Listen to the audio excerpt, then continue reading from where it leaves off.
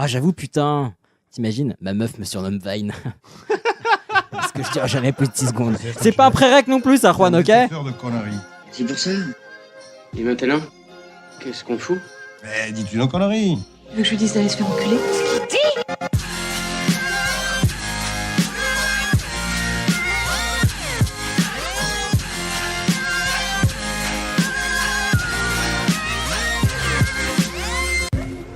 Vulgaire? Je trouve ça vulgaire. Oui, je trouve ça vulgaire. Bonjour et bienvenue pour ce nouvel épisode de Pardon Maman, le podcast de vulgarisation qui traite des petits et des grands sujets pour les rendre les plus vulgaires possibles. Aujourd'hui, avec moi pour vous divertir, j'ai une fine équipe, moins un malheureusement, mais vous devinerez qui c'est bien plus tard. Enfin non, tout de suite. Mais à commencer par Juan. Bonsoir. Hicham. Hola. Et une absente malheureusement. Cette fois on ne fera pas de son de cathédrale, mais Camille ne sera pas parmi nous avec un grand regret, mais elle nous rejoint dès l'épisode suivant et l'épisode encore d'après, mais bon, on a tous des obligations malheureusement, donc on la regrette énormément. Mais nous avons tout de même quelqu'un pour nous accompagner pour cet épisode, en la personne de Wadze. Bonsoir. Bonjour. Comment ça va ? Ça va. Un peu stressé, mais ça va. Ah, pourquoi stresser ? Parce que j'ai pas encore bu assez d'alcool, je pense. Ah, ma foi, vas-y. Bon, il y en a qu'une d'après. Réglons ce problème. On ne citera pas de nom. Et vous, comment allez-vous, mes très chers ? Bah, paisible. Ça va. Tout va bien. Fin de semaine approche. Oui, Ça fait plaisir. comme ce qui arrive régulièrement, mais certes. Surtout le jeudi. Ça arrive Oui, régulièrement. c'est cool. Ouais. J'en profite, tant qu'on y pense, pour celles et ceux qui n'auraient pas eu l'info. On fait notre anniversaire le 20 avril. Exact. Le 20 avril au bar chez Gabs, qui est dans le 1er arrondissement. Donc on a fait ça le samedi pour avoir le plus de personnes possible, pour avoir vos dispos, pour avoir également les personnes qui viennent de province, parce qu'ils nous disaient que c'était pas facile de venir le vendredi. Toi-même l'extra Vous n'avez plus d'excuses. Sur une très très bonne idée d'Ichouchou. Et en Je me plus, suis voilà. battu pour vous, les gars. Exactement. Et donc on a un bar qui va être très très chouette, qu'on a privatisé entièrement pour nous. Donc ça devrait être très très cool, qui est pas très cher en plus, malgré le 1er arrondissement. Donc si vous voulez les infos, on vous les balancera dans cet épisode. Mais aussi, il y a un événement Facebook qui regroupe tout ça.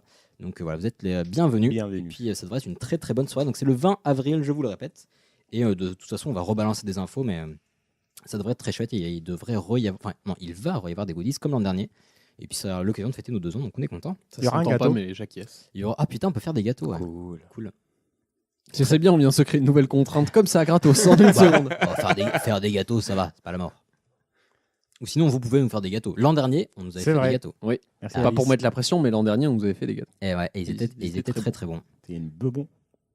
Le gâteau. Le gars. Bah, bref. Alors, nous disions donc, après cette invitation où vous êtes toutes et tous bienvenus pour venir fêter ces 2 ans avec nous, est-ce qu'on verrait pas de quoi on va parler aujourd'hui ? Oui, un petit filage. Ouais. Voilà. Mais Du comment coup, est-ce qu'on Camille va n'est faire pas là, donc Qu'est-ce qui se Mais passe comment on fait ? on annule tout. Ouais, enfin. Et du coup, on l'appelle. Non, bon, je sais pas faire le. Ouais, moyen. Hicham. Oui, c'est moi qui commence. Ça fait longtemps qu'on n'a pas fait un sujet purement musical. Et du Que coup, du son. Que du son. On Et chants de parle pas. baleine. Non, et puis je vais parler du flamenco. Ah, on a trop hâte. Franchement, je me suis éclaté en faisant ce sujet. Ah, pour tout vous dire, Ichouchou nous a teasé de ouf, donc on a trop hâte. Et du coup, moi, je vais prendre la suite. Et comme on est un épisode que avec des hommes, je vais parler d'une femme qui s'appelait Jocelyn Bell et de sa découverte qui est LGM1. Oh putain, gros teasing. Pas aussi. plus d'infos, on garde. Ah, j'avoue que ça me perturbe parce que c'est assez rare qu'on fasse des épisodes qu'entre mecs et ça me perturbe. C'est vrai, beaucoup. c'est gênant. C'est très étrange. Mais on va s'y habituer. De toute façon, c'est comme ça. On ne va pas faire venir une inconnue comme ça. Bref, c'est fait. Et pour finir cet épisode, on vous fait un double sujet avec Juan. Et ouais. Ça faisait plusieurs fois qu'on nous en parlait. Et l'événement a fait le larron. Ouais, voilà, une bonne expérience de vieux.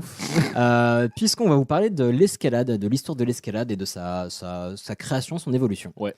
Et l'événement qu'il a créé, on vous en parlera aussi. J'espère que tu as le titre du film parce que je l'ai oublié. Mais... Oui. Très bien. Parfait. Ça bonne commence préparation. bien. Mais non, mais ouais, c'est chouette et il s'est passé plein de choses. Sur ce, allons-y. au super Ichouchou. Allez. Il est très émotif. Non, il s'est cogné la tête ce matin à Paris, puis il vient de se la recogner. Ah, il sort. Quelle heure? C'était combien de temps? 4 heures. Oh putain. Arrêtez de déconner, ça te fait mal. Pendant que la petite musique elle joue dans le fond là. Si je vous dis flamenco, qu'est-ce qui vous vient à l'esprit? Le premier qui me dit Kenji Girac, je le frappe. Non, moi j'ai dire une tarte flambée avec des oignons, de la crème fraîche et des lardons. Sangria. Ok, C'est une flamenco. Sangria. Espagne. Très bien. Bon, bah, Elias, tu es le plus proche dans tout ça. Moi, j'aurais dit tristesse et amour.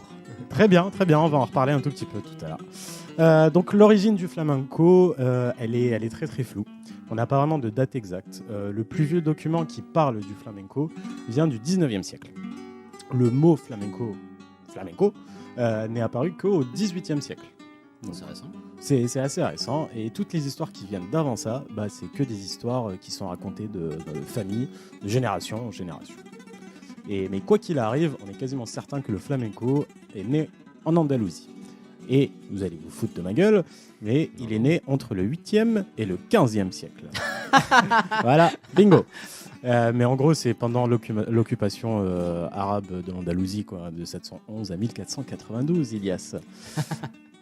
Et c'est vrai que les instruments qu'ils utilisent et le style de musique dans le flamenco ressemble beaucoup à la musique arabe.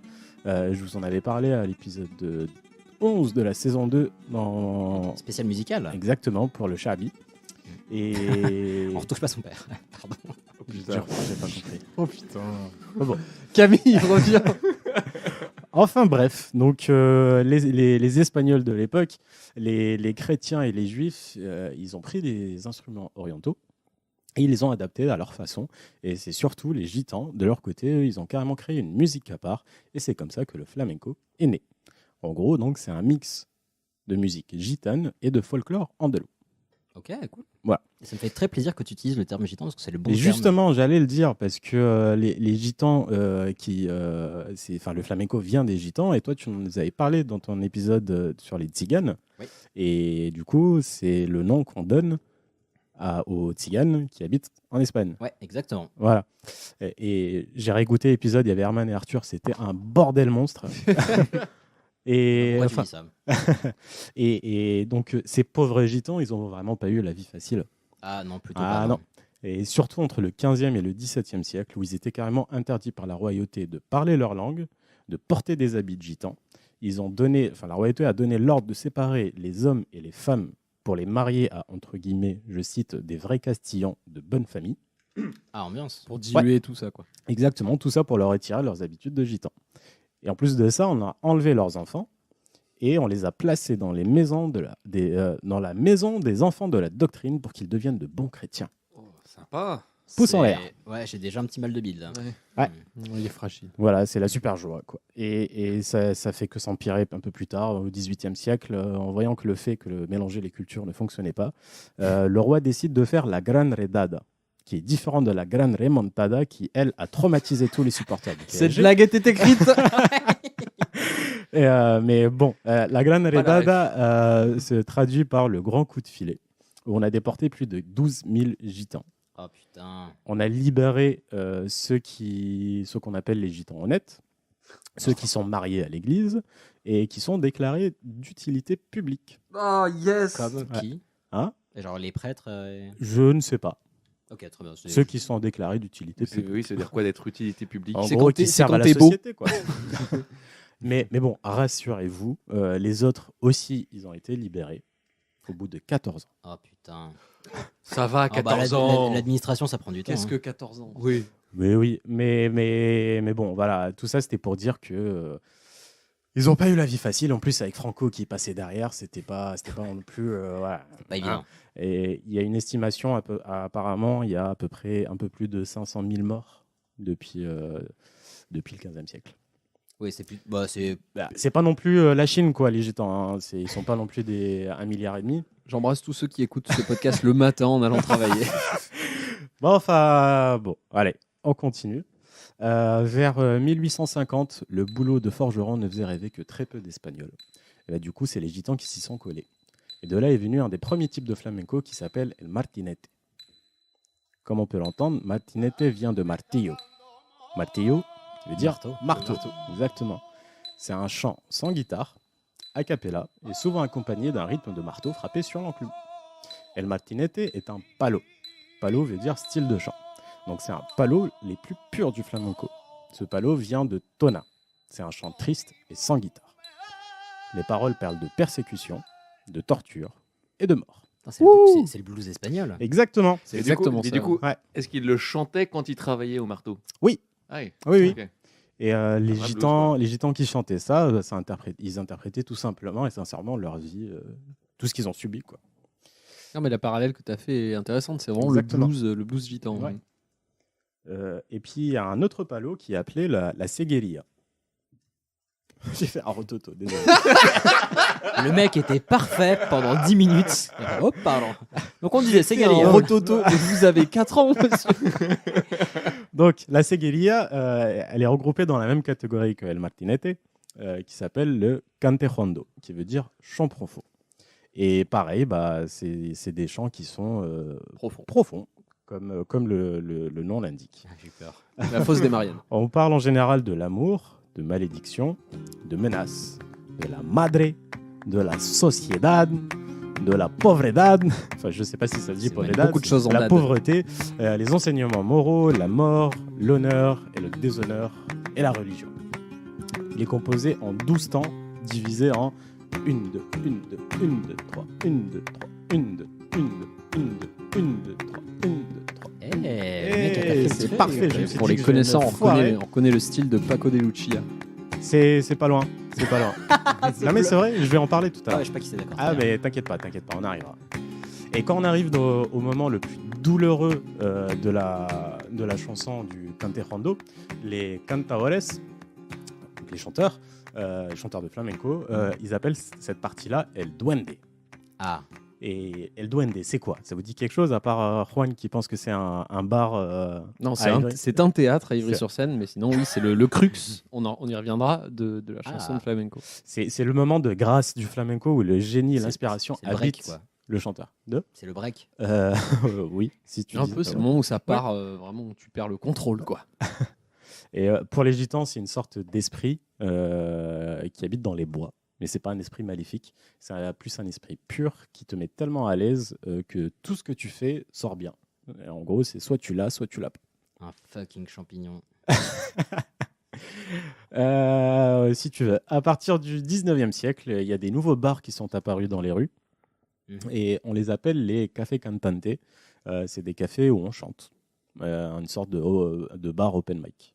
Et le premier café cantante apparaît en 1842 à Séville, qui est la capitale de l'Andalousie, mais aussi la capitale du flamenco.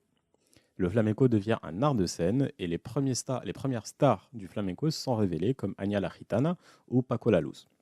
J'ai une petite question. Est-ce Dis-moi. qu'à l'époque, c'était déjà dansé, C'est-à-dire le flamenco? Est-ce qu'il y avait déjà c'est des gens avec qui dansaient l'apparition de ces stars que... non, des cafés cantantes où vraiment avant on dansait, mais voilà, c'était Ok, il n'y avait pas l'art... non, ok. c'était pas codifié. produit. Voilà. Ok. Et je profite de l'interruption là. Tout à l'heure, tu disais que des différents trucs qui finissaient par Dan. Non, ad. Ad. Non, mais Sociedad. c'était une blague, hein, mais c'est Oui. parce que ça englobe beaucoup de termes, mais la sociedad, la pauvredad, le machin. Et ça je veut dire sais- un truc spécial. hein, C'est le Ah, T, non, en non. fait, pauvreté, société, Ah d'accord. C'est l'équivalent. juste- c'est juste la le mot, syllabe. en Ok. Tu fais bien de poser la question. Donc, les cafés cantantes, cette période-là, c'est aussi la période où la danse prend justement une importance dans le flamenco, et où la guitare devient automatiquement l'accompagnement du chant. Et pour la première fois, on paye pour écouter et voir du flamenco, chose qui n'arrivait pas avant. Et il y a énormément d'artistes qui sont révélés, comme j'ai dit tout à l'heure, grâce à ces cafés. Mais c'est aussi devenu un lieu extrêmement rude où il y avait beaucoup de compétition. Mhm. Et voilà. Qui c'est qui a le meilleur duende? À la Ouais. recherche du nouveau duende. Pardon, excusez-moi, je vais en profiter, je suis un peu malade, je vais en profiter pour faire une petite parenthèse sur le flamenco en général. Aujourd'hui, on ne peut pas trop séparer la danse du chant et de la guitare. Sans la guitare et le chant, la danse n'existerait pas. Et on parle de trilogie indivisible. El baile, el cante et el toque. Donc la danse, le chant et la guitare. Pour les vrais puristes, tu ne peux pas prendre des cours de danse si tu as zéro connaissance en musique et en chant flamenco. Et il faut apprendre les rythmes pour que ton corps puisse s'y adapter. Et c'est vrai, quand j'étais à Séville avec Camille, il y a un type qui nous a fait visiter un musée de guitare flamenco. Et où il nous disait que c'est un jeu qui se joue à 3. quand qu'une des personnes, c'est incomplet. En fait, il y a un moment pour le guitariste, un moment pour le guitariste, un moment pour le chanteur et un moment pour le danseur ou la danseuse. Et c'est vrai, ils se donnent même pas de signe pour dire vas-y, c'est à toi, j'ai fini mon solo. Non, c'est au feeling. Et ils sont au feeling, mais surtout ils sont connectés par cette comme musique. en jazz, où chacun a son tour de Exactement, solo. exactement. Et ils savent exactement quand est-ce que c'est leur tour, juste par la musique. Je trouve ça super beau. Et voilà, je voulais juste le partager. Donc on revient un peu à l'histoire du flamenco. À partir des années 20, le flamenco commence à être oublié. Le problème, c'est que le flamenco commercial est apparu. Maudit. Le flamenco perd de son charme. Il y a de moins en moins de cantejondo avec des seguerías. Il y a un nouveau cante qui est appelé el cante chico. C'est une forme plus légère ou festive. On parle de fandango, on parle des chants qui sont appelés ida y vuelta, qui ont des chants beaucoup plus lisses, entre guillemets. Et le flamenco, voilà, il change complètement de style. Il devient interprété dans des ballets, dans des opéras. Les bailores, donc les danseurs, ils ont été remplacés par des ballerinas. Le flamenco est redéfini, il change de style, on lui retire en quelque sorte son côté gitan. Appropriation C'est culturelle. le rock'n'roll du blues. Exactement. Et pour les puristes, c'était inconcevable. Le ballet flamenco, il ne pouvait pas être redéfini comme flamenco. Enfin, il ne pouvait pas être défini comme flamenco. Mais ça a pris tellement d'ampleur. Il y a eu des tournées à travers toute l'Espagne, à travers le monde, que le flamenco, le ballet, il l'a remplacé. C'est le Sugar Hill Gang du hip-hop. Voilà, vous réécoutez la version hip-hop. Désolé. Ah oui. Seul ou pas là Un peu, mais moi j'aime bien ma rêve. Et donc, voilà, le flamenco, c'est tout simplement devenu une musique commerciale. Et on le remarque même dans la danse, ou dans tout ce qui était seguerías, la danse a été beaucoup plus lente, plus épurée, elle était majestueuse, elle ressemblait beaucoup au mouvement du toreador face au taureau. Et alors que pour les autres styles, on voit une danse plus rapide. Ça ne veut pas dire que c'est pas bien, mais pour les puristes, c'est pas bien. Voilà, donc les danses étaient plus rapides, plus brusques. Elles étaient accompagnées de guitares et de castagnettes. Et là, typiquement, les castagnettes, ça n'existait pas avant. Enfin, c'était pas dans le flamenco. Ça a été rajouté à partir de cette période-là. Puis le twerk, ça fait mauvais genre. Puis la castagnette, c'est vraiment pas dans tous les flamencos. C'est très très Non, mais sévillant, avant, il y en avait pas. Et dans les années 50, le flamenco entame une reconquête de ses racines. Il y a un nouveau mouvement qui est apparu, et de nouveaux artistes aussi, dont le chanteur Antonio Mairena. Et il participe à une commercialisation du flamenco, mais du flamenco de base, donc avec les seguerías, les cantejondo et tout ce que je vous ai expliqué tout à l'heure. Et cette fois-ci, les cafés cantantes commencent un peu à disparaître, mais ils ont un nouveau bébé qui sont appelés les tablao. C'est comme les cafés cantantes, mais sans café. C'est des sortes de cabarets qui sont consacrés au chant et à la danse du flamenco. Un peu comme chez Michou. Ouais. Oui, si tu le dis. Et là, je vais vous parler de Francisco Sánchez Gómez, qui est plus connu sous le nom de Paco de Lucia. C'est le roi du flamenco. Il est mort il y a 5 ans. Je connaissais de nom vite grand fait, jour de tristesse. mais pour moi, cette information est passée inaperçue. Et je le regrette parce que ça fait 2 semaines que je travaille ce sujet-là et je suis tombé amoureux de ce type. Entre dos aguas en Mais bien boucle. sûr. Ok, alors là, vous m'avez perdu. Ça a l'air très bien, Entre dos aguas. Non, franchement, c'est super cool. C'est un peu ce mec-là, c'est un peu le Jimi Hendrix. C'est le Jimi Hendrix du flamenco. Et lui, il a été découvert Il est mort dans son vomi. Non. Il a été découvert dans un tablao. Il est devenu musicien à 14 ans et à l'âge de 21 ans, donc en 1968, il découvre et il devient pote avec José Monjicruz, qui lui avait 18 ans à l'époque, qui est plus connu sous le nom de Camarón de la Isla. Ça vous dit rien? Pas du tout. Oh non! Non, plus jamais de la vie. À eux deux, ils ont sorti 9 albums ensemble en 7 ans. Ah ouais? Et lui, c'est la rockstar du flamenco. C'est un chanteur incroyable. D'ailleurs, il y a un documentaire sur Netflix, je vous en parlais en off, mais j'insiste, allez le voir. C'est le documentaire qui s'appelle Camarón The Film. J'ai adoré et qui parle du coup de la vie de Camarón.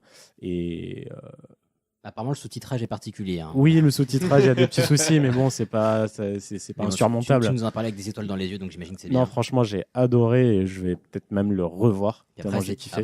c'était peut-être lié au fait que tu étais fatigué. Ouais, peut-être. Oui, puis c'est le sous-titrage Netflix aussi. Ils sont pas réputés pour être très bons en mais bon, sous-titrage. là, ce que je vais faire, je vais pas vous donner trop de détails sur sa vie parce que voilà, je veux vraiment que vous le regardiez ce film. Très bien. Mais je vais quand même vous donner quelques bases. Les grandes lignes de son. Quand il chante, il oublie, il a plus le moindre souci, il a le mal qui fuit, ça donne un sens à sa vie. J'ai peur. C'est qui ça? C'est Camaro. Putain, tu fais chier. Vas-y. Donc, à la base, Cameron, il voulait être un torero. Il adorait le taureau. Mais vu que c'était un chanteur hors norme et que les gens l'ont remarqué très très jeune, il a commencé à 5 ans.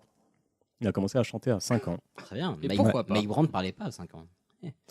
C'est vrai, mais Mike Brandt, pardon. Mais vas-y, continue. On enregistre là ou pas Merci pour cette petite parenthèse. Donc, il a été remarqué très jeune. Du coup, il s'est consacré au chant. C'est donc un gitan qui a été éduqué dans la rue avec son père qui était forgeron. Et il chante dans une de ses chansons. Quand tous les enfants étaient à l'école, étudier pour leur avenir, mon enfance s'est faite à la forge. Mon enfance s'est faite à la forge.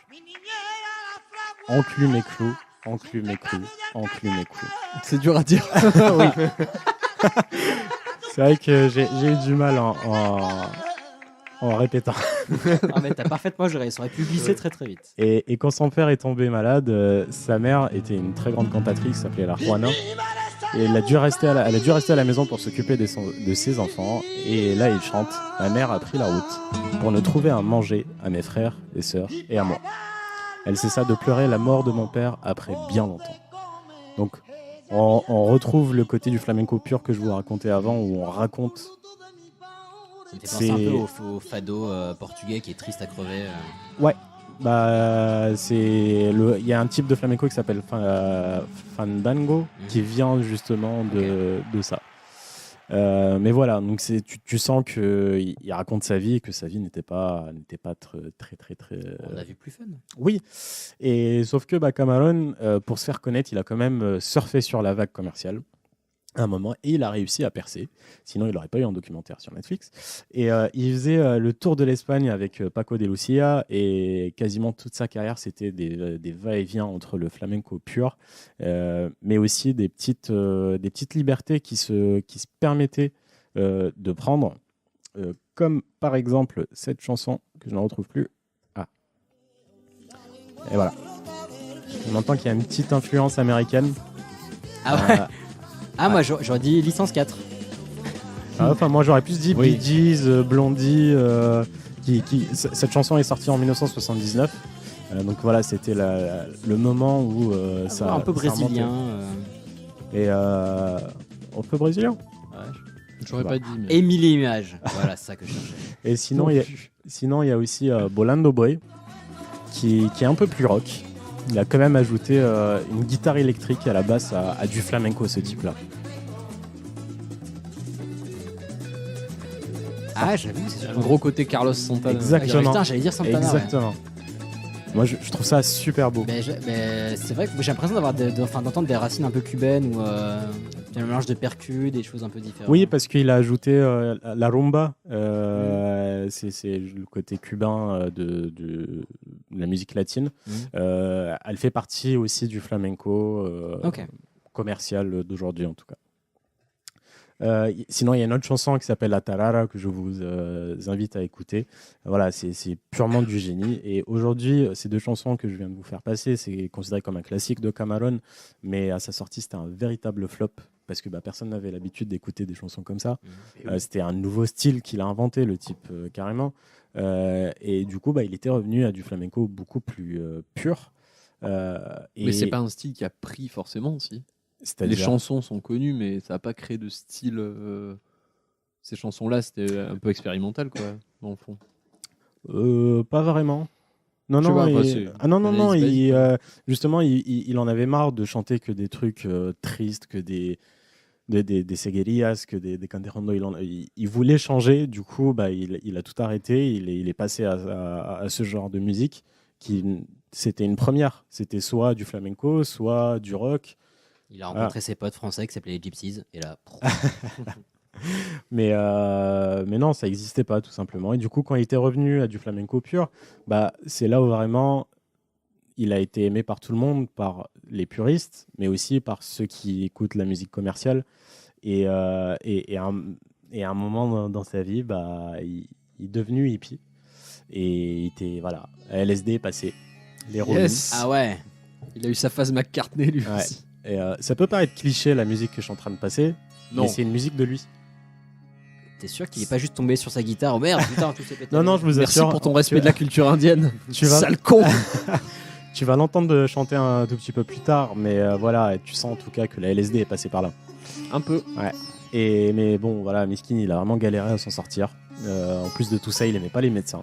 Il les esquivait jusqu'à ce qu'on des pommes à la gueule. Non, mais il allait jamais consulter et jusqu'au moment, on a découvert qu'il souffrait d'un cancer des poumons. Et il en est mort le 2 juillet 1992. Et il y a une vidéo hallucinante. Attends. De son non, enterrement. c'est pas lui qui est mort il y a 5 ans. Non, c'est Paco de Lucia. Et donc il y a une vidéo de son enterrement qui est vraiment hallucinante. T'entends, c'est Cameron qui chante. Donc, c'est bien lui. Et donc il y a une vidéo qui est à la fois dans le documentaire, que encore une fois j'insiste, mais allez le voir. Mais aussi, si vous voulez pas le voir, elle est sur YouTube. Il faut vraiment la voir pour se rendre compte toute l'ampleur de ce mec-là. Il y avait à peu près 100 000 personnes à son enterrement. Ah, pas mal. Le cercueil n'arrivait même plus à avancer tellement il y avait du monde. Du coup, il a slamé par-dessus la foule. Mais c'est un peu ça. Enfin, c'est vraiment hallucinant. Et 100 000 personnes, c'est pas rien. Et enfin, bref. Donc, ce petit Cameron, je vous l'ai pas dit, mais Cameron, ça veut dire crevette. Bien fait de pas le dire avant. Parce que j'aurais été moins touché, je pense. Ouais, et c'est son nom qui lui a donné ce nom-là parce qu'il était tout frêle, tout maigrichon, et puis c'est resté.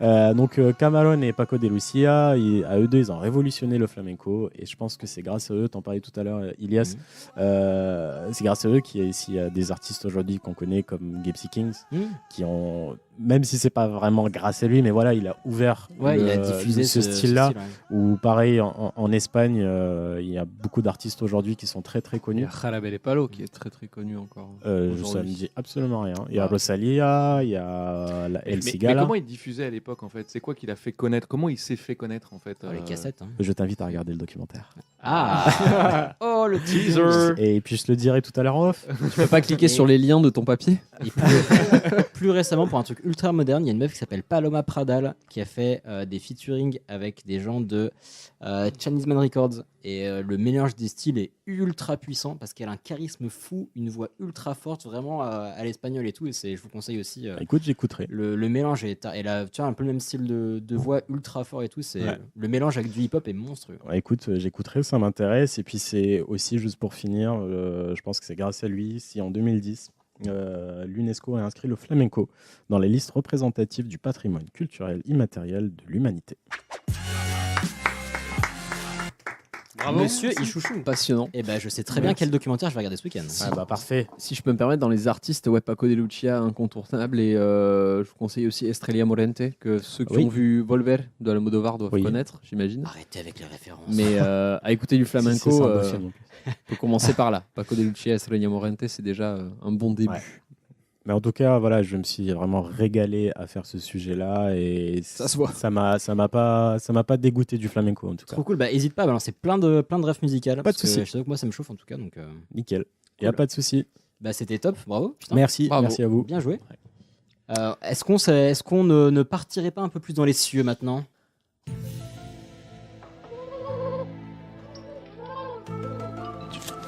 Tu viens d'une autre planète, c'est ça? Drôlement beau ce qu'il dit. Supportable. C'est génial. C'est parfaitement dans le thème. Parfait. Super. Petit disclaimer avant, effectivement, je suis passionné d'astronomie, mais effectivement, je ne suis pas un expert comme pourraient être des vulgaires scientifiques comme Florence Porcel ou d'autres qu'on peut connaître. Et donc, je vais vous parler de Jocelyn Bell Burnell. Donc, cette dame est née en 1943 dans l'Irlande du Nord. Et elle a eu la chance, malgré tout, d'être née à cette époque-là, de pouvoir suivre un cursus scientifique, surtout physique, notamment sur l'astrophysique. Et notamment, elle a été étudiante à Cambridge. Et c'est là où elle a étudié tout ce qui va être ondes électromagnétiques, à savoir qu'à l'époque, on vient de découvrir ce qu'on appelle un quasar. Les quasars, c'est quoi ? C'est un Pokémon, ça. Ce sont des trous noirs avec leur disque d'accrétion qui ont 2 jets de chaque côté. Et en fait, quand ce jet est en direction de la Terre, ça fait une onde électromagnétique assez puissante. Ce qui est assez ouf, en fait, on pourrait voir ça comme une grande torche, à savoir qu'on en a qui sont à 13,5 milliards d'années et qu'on voit assez bien. Donc, c'est un truc extrêmement puissant. Okay. Et donc, elle va étudier ça pour son doctorat à Oxford. À l'époque, il n'existe pas beaucoup de radiotélescopes, donc ça, on parle dans les années 65. Et pour étudier les quasars, son premier truc à faire, c'est de fabriquer le radiotélescope. Ça va, elle s'est pas mis un challenge Voilà. Plutôt pas mal. Donc, rapidement, pour expliquer un radiotélescope, c'est quoi en fait les ondes électromagnétiques, ça va de la lumière visible, donc les lumières que nous, on voit humains, en parlant par les gamma-rays, en parlant par les radios, justement, les ultraviolets, etc. Donc là, eux, ils vont surtout étudier la partie radio. Donc, elle fabrique pendant 2 ans son truc-là. Il faut se dire quand même, pendant 2 ans, il faut fabriquer à l'extérieur. On est en Angleterre. Voilà, les conditions sont tip-top. Et elle est responsable de la connectique là-dessus. Ils ont quand même réussi à fabriquer un truc où ils ont planté 2000 antennes. Ça représente environ 57 terrains de tennis. Et il y a. Mais il est assez connu le site, non ? Où ils ont mis tous ces trucs-là. Non, celui-là, c'est un truc vraiment basique. D'accord, voilà. autant pour moi. Non, ça c'est. Ouais. Et il y a quand même 192 km de fils et de câbles qu'elle a dû réussir à connecter pour que tout ça fonctionne. Ah oui, donc responsable de la connectique, c'était pas tu déploies un RJ45. Non, Okay. c'est là, c'est 2 ans, tu taffes bien. À l'époque, en fait, des quasars, on en connaît une vingtaine. Elle a fait son doctorat, elle a fait cette étude environ pendant, je crois, 6 mois. Elle n'a pas chômé parce qu'on en connaît une vingtaine, elle en a découvert 180 supplémentaires. Donc elle dormait pas beaucoup, quoi. Bon ratio. Elle a bien taffé. Il faut savoir qu'en fait, à l'époque, il n'y a pas d'ordinateur, il n'y a rien en fait. Le seul truc qu'il y a, c'est que tu as une bande de papier et comme sur les sismographes, on va avoir un crayon qui écrit sur une bande de papier les différentes ondes qui sont connectées. Et donc, dans ces 6 mois d'études, elle s'est tapée 5,3 km de papier où elle a dû étudier chaque millimètre de cette bande de papier pour voir les déboîter les yeux. Ah non, mais on va voir au fur et à mesure à quel point elle est ouf, cette meuf. Et l'ennemi numéro 1 du radiotélescope, c'est les interférences humaines. Donc, à l'époque, ça va être les émissions de radio, ça va être les radars. Le radiotélescope a été développé notamment grâce à la Seconde Guerre mondiale, grâce ou à cause de la Seconde Guerre mondiale, où on a développé les radars, et ça va être les téléphones, ce genre de choses. Bon, en 1965, les téléphones s'effilaient ensemble. Oui, j'ai dit, il y a encore pas trop d'interférences par rapport à aujourd'hui, quoi. Ça va, on s'en branle un peu. Jusqu'au jour arrive le 6 avril 1967, où, dans la région qu'on appelle CP 1919, alors CP c'est pour Cambridge, et 1919 c'est la région du monde. Attends, CP c'est pour Cambridge. Ah, pardon. Alors, pourquoi CP, pourquoi Cambridge ? Bon, ok. Pourquoi pas ? Voilà, pourquoi pas.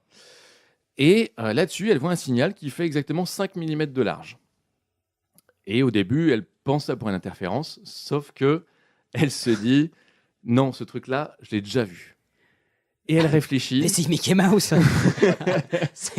Elle réfléchit et elle se dit « Putain, je suis sûr que je l'ai vu. » Elle ressort toutes les bandes qu'elle avait par le passé, qui se retrouvent par ça.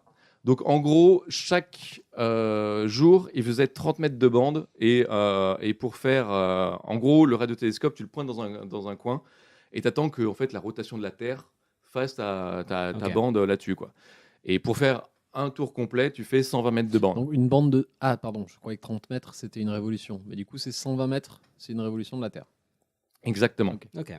Donc voilà, elle ressort ça. Et il s'avère que, en fait, elle repère ce truc-là tous les jours. Tous les jours. Alors, ce qui est intéressant, c'est que la Terre fait un tour en 24 heures, sauf que par rapport aux étoiles, on fait un tour en 23 heures et 56 minutes. Ouais, oui. Ce qui fait qu'on n'a pas les mêmes constellations en hiver et en été. Et elle repère ce décalage de 4 minutes à chaque fois sur cette bande-là, ce qui tendrait à prouver que ce truc-là ne vient pas de la Terre. Elle parle à son directeur de thèse, donc Johnny Hewish. Son nom est important, on va le voir au fur et à mesure, il va sortir. Tony Hewish. Et lui, il dit non, pour moi, c'est une interférence, mais vas-y, creuse. Par contre, ton truc là de 5 mm, il va falloir réussir à l'agrandir. Le spam. Voilà. Comment l'agrandir? Enlarge your signal. Et à l'époque, tu fais pas un spin sur ton morceau de papier. Pour réussir à l'agrandir, il faut accélérer le papier. Bref, c'est une galère monumentale. Et c'est le cas. Elle se galère de ouf. Et malheureusement, elle perd la trace. Le truc n'apparaît plus. Oh shit. Voilà. Elle en reparle à son directeur de thèse, le fameux Tony, et qui lui dit « Ah bah, dommage, en fait, je t'avais dit, c'est un flash, laisse tomber, repars sur les quasars. » Elle repart sur les quasars, elle fait ses découvertes, etc. Et après des mois, le signal réapparaît. Oh putain. Et elle réussit à faire ce fameux zoom.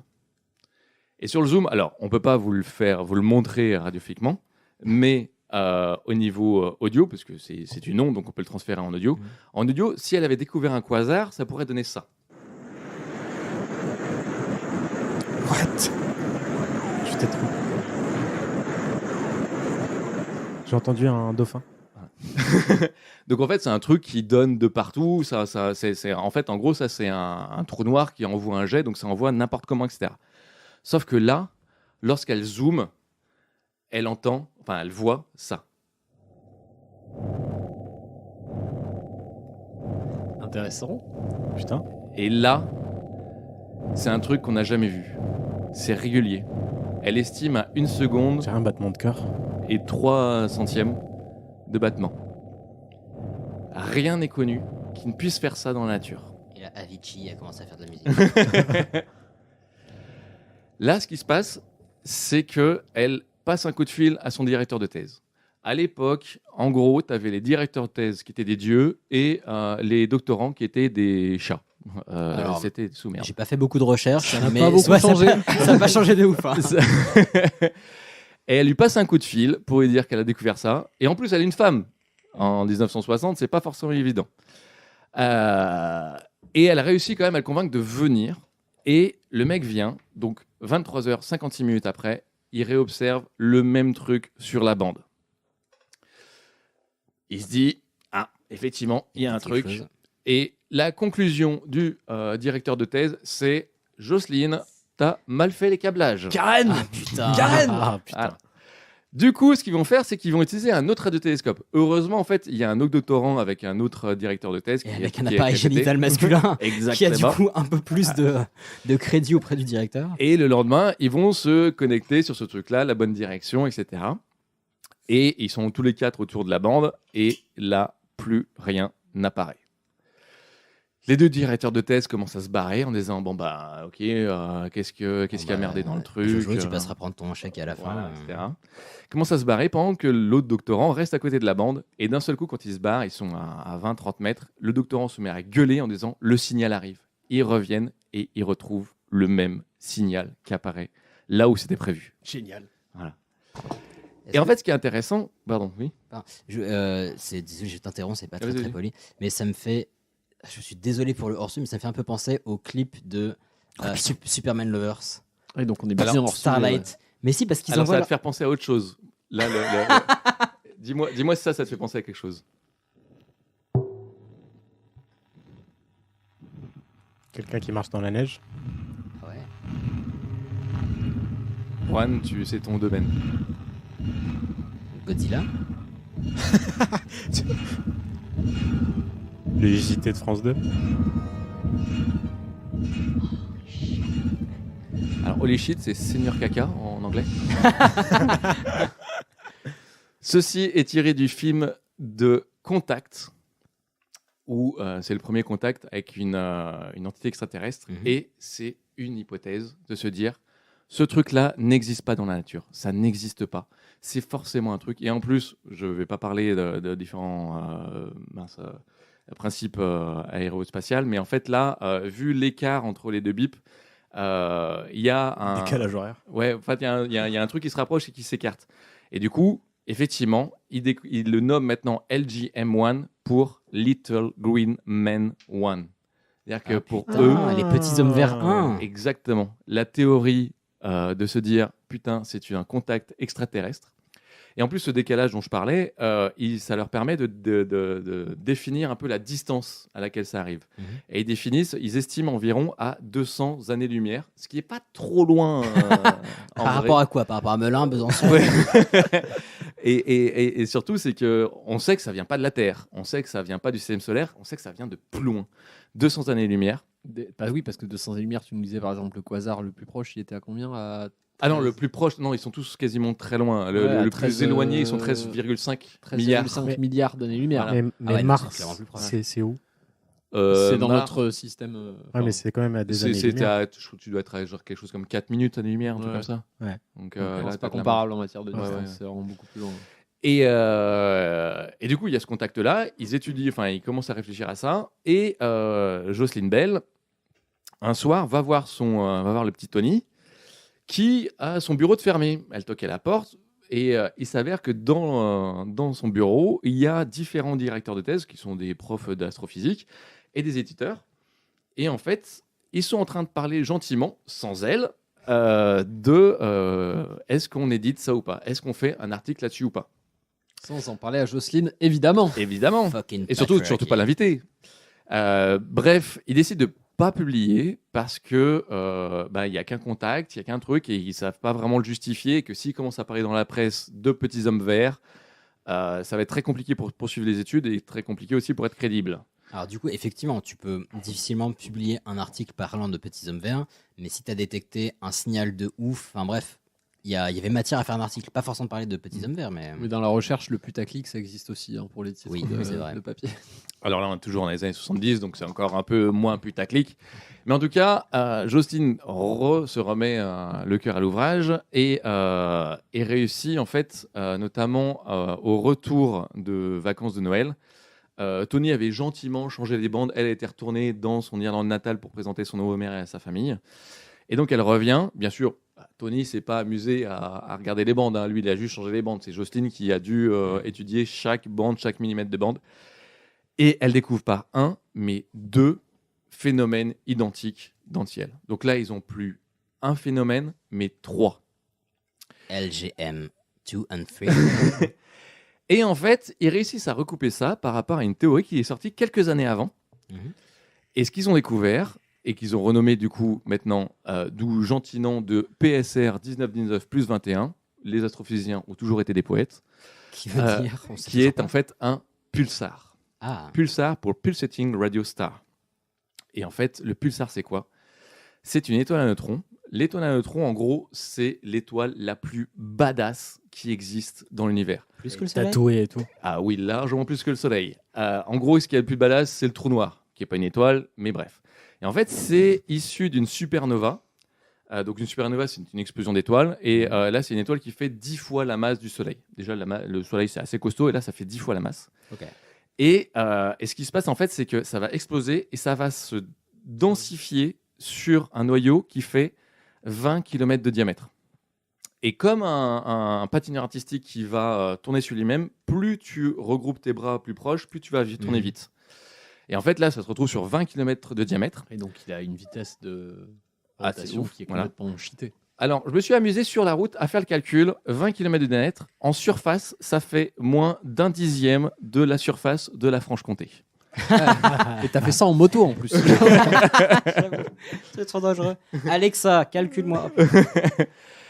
Et du coup, en fait, qu'est-ce que c'est une étoile à neutrons? L'étoile à neutrons, c'est tellement dense en fait que si on prend un carré de sucre, ça fait entre 400 et 1000 millions de tonnes.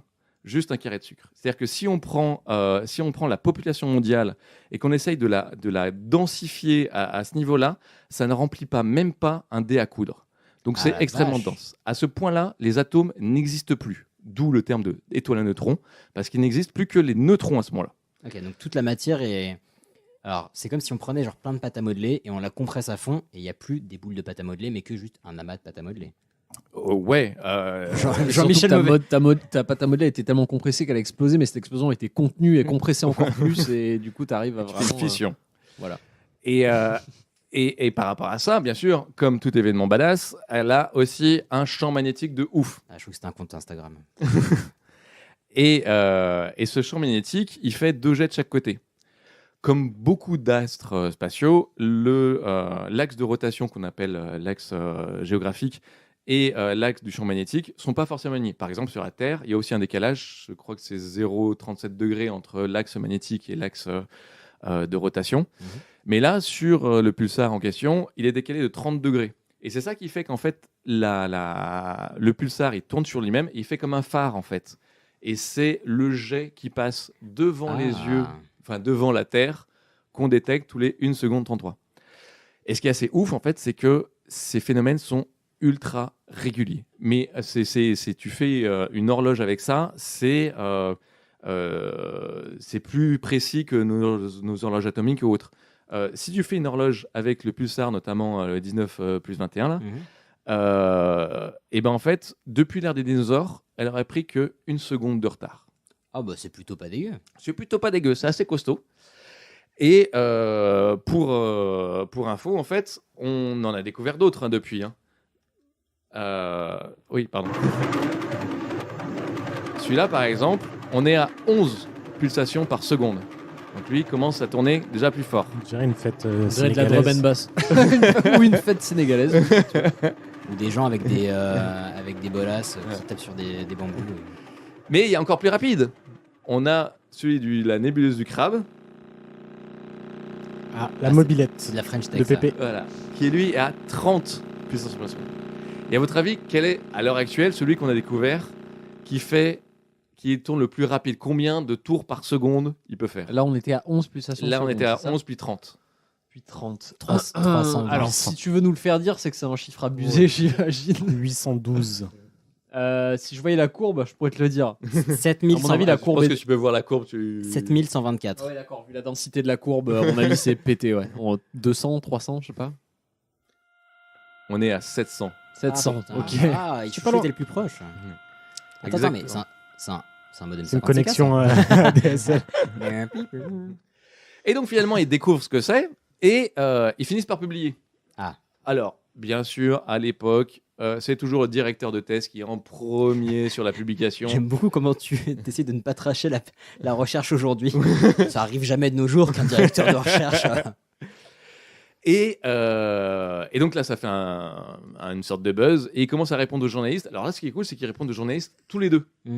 Et donc les journalistes posent des questions à Tony sur l'aérospatiale. Je pense toujours à l'homme de ménage dans cette série des années 90. Angela, non, Who's the Boss? Non, Je sais oui. Oui. Alors ça, Je suis désolé pour cette virgule. Madame est servie. je crois. Madame est servie, merci. Ouais. Aucun rapport. Je t'en prie, reprends. Je suis Tony désolé, ça Wish. me travaille depuis tout à l'heure. Et donc à Tony, on lui pose des questions sur l'astrophysique, pas sur le ménage. Et à Jocelyne, on lui demande combien elle a eu de petites amies dans sa vie, la couleur de ses jouets, est-ce qu'elle définirait ça comme blonde ou brune? Et bien sûr, ça c'était à l'époque. Ouais, Voilà. encore un truc qui n'a pas trop changé. Ouais. Ça. Les photographes lui demandent par exemple de retirer 1 ou 2 boudons sur son décolleté, ce genre de choses. Quoi. Il faut vendre la thèse. Oui, voilà. Quoi.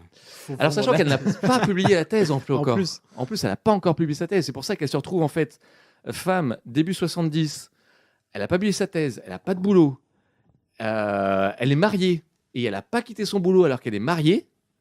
Elle ne peut pas faire d'esclandre. En fait, elle ferme sa gueule en fait et elle souffre à mort à ce moment-là. Ça a peut-être aucun rapport, mais je trouve ça curieux qu'ils en parlent à la presse avant d'avoir publié. Ah si, pardon, ils ont publié et ils en parlent à la presse. D'accord. Ok. Voilà. Et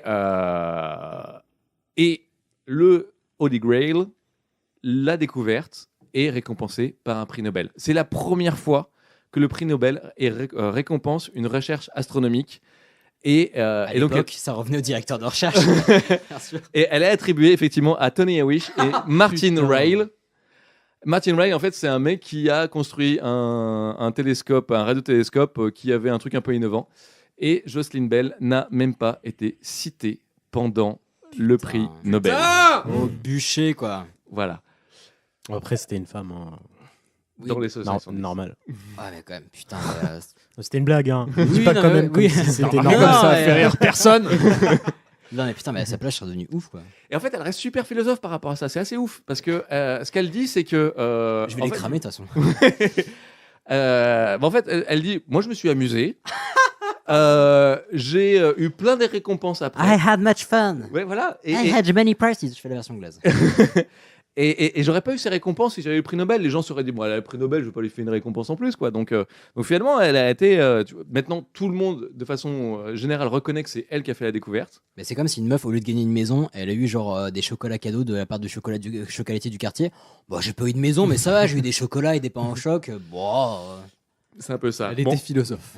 Voilà, entre-temps, pour citer un peu, elle était commandeur de l'ordre de l'Empire britannique. Elle est membre de la Royal Society. Alors, Royal Society, pour ceux qui ne connaissent pas, ça a été fondé avec Newton et tout ça. Elle a alors le prix Béatrice Tinsley, je ne connais pas.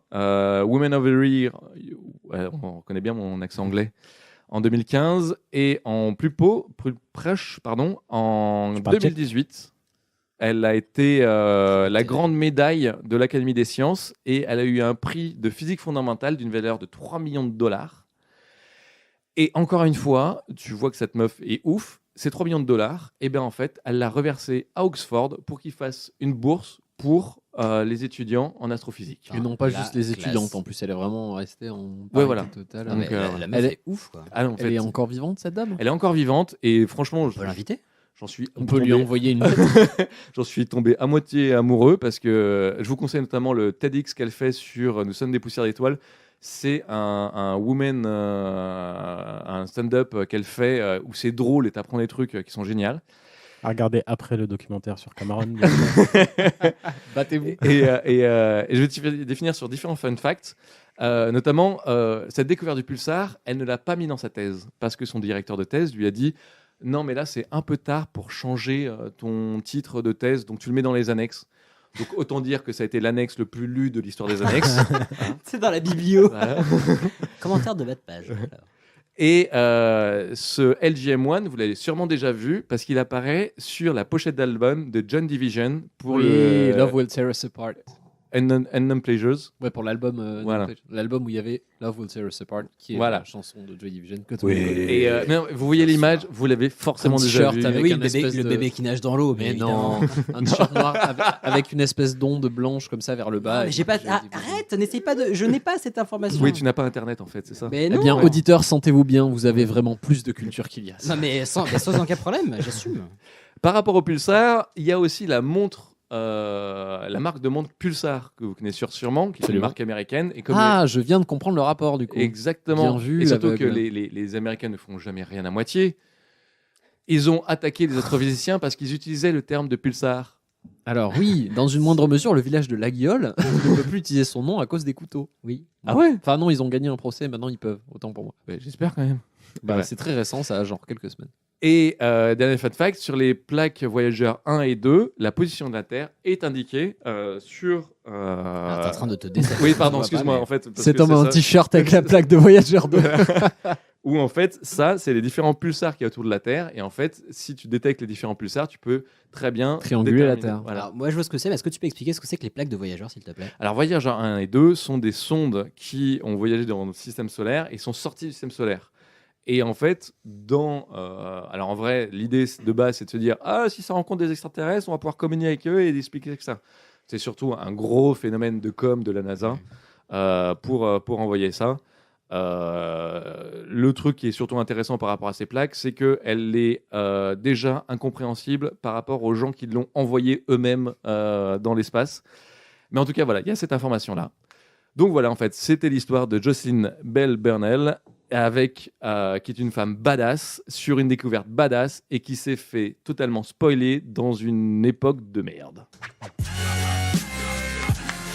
Putain, ouf comme histoire. Trop, Bravo. trop bien. Passionnant. Ah, mais complètement ouf. Et ouais, j'avais. Alors, faudrait qu'on en parle connaissais peut-être pas une du fois, tout. mais sur les. Alors, moi non plus, je connaissais pas du tout. C'est impressionnant. Mm. Et sur les plaques de voyageurs, effectivement, il me semble qu'il y avait eu un gros débat sur qu'est-ce qu'on met sur les plaques. Ouais. Donc, c'est littéralement en fait des plaques qui ont été gravées avec des dessins pour que, si un extraterrestre les trouve, qu'ils comprennent que, genre. Oui, bah, On est- Asti a fait tout un stand-up. Exactement. Bah, voilà, exactement. Alors il y a des plaques et aussi il y a un disque Il y a un disque où ils ont gravé le disque, où ils ont précisé que... alors, comment expliquer un extraterrestre 33 tours, voilà, mettre le diamant dessus. C'est un 33 tours, et comment expliquer... Il y avait le diamant avec, mais comment expliquer à quelle vitesse il faut le lire? Et ils l'ont lié par rapport à l'atome d'hydrogène, qui est l'atome le plus commun dans l'univers. Et comme quoi une Tesla avec un disque de David Bowie, c'était pas si con finalement. Mon Dieu. Mais passionnant comme sujet, vraiment absolument ouf. Je suis très heureux. Franchement, je connais l'histoire. Je connaissais l'histoire en superficie. Je me suis intéressé. Je me suis tapé des conférences et des conférences de Jocelyn Bell. Et elle est passionnante. Elle est vraiment passionnante et tellement humble par rapport à ses découvertes. Tu peux nous épeler son nom pour les gens qui voudraient chercher ses thèmes? Alors, c'est Jocelyn, J-O-S-C-E-L-Y-N et B-E-2-L. Pas de E, pardon. B-E-2-L. B-E-2-L. Voilà. Très bien. Comme l'horloge. Exactement. Comme la cloche. Mais sinon, vous Comme tapez la cafetière. Pulsar. C'est pareil. Pulsar, vous allez tomber sur elle direct. Quoi. Ok. Ouais. Ah bah, trop cool. Bah, impressionné. Je regarderai avec grand plaisir. Ça me chauffe beaucoup. J'avais un documentaire sur Cameron. Non, mais moi aussi, j'ai parlé de documentaire. Il y en aura un 3e à voir. Plus. ASMR. Allez, donc là, on va aller un peu plus bas du coup, parce que bon, là, plus haut, c'est The Sky is the Limit, mais on est au-dessus. Allez, Donc, plus nous, haut. on va. Qui chantait cette chanson? Allez plus haut. Je sais pas. Allez, jingle. Tellement qu'on n'avait pas la faire. Oui, en effet. Nous devons être dans un blocos en haute montagne. J'ai les oreilles qui bourdonnent.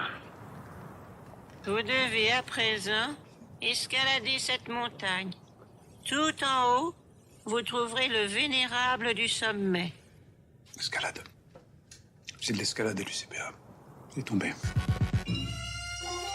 Alors effectivement, je vais vous parler d'escalade et pas que effectivement parce que va y avoir d'autres choses avant, voir comment c'est venu parce que de tout temps les hommes, non, pas cette fois, pas de tout temps les hommes. On part monter aux arbres, mais bon, ça c'est une autre question. Escalade, pareil, si je vous dis escalade, vous pensez à quoi? Grimpe. Si ça plus, si ça baie. Ah, déjà un petit niveau, bien.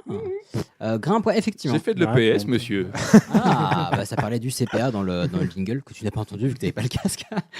Pardon, je spoil. Mais voilà, effectivement, escalade. Il y a tout un trip un peu mystique derrière l'escalade parce qu'on se dit putain, c'est super classe. Parfois on se dit mon dieu, c'est spectaculaire parce qu'il se passe des trucs de ouf.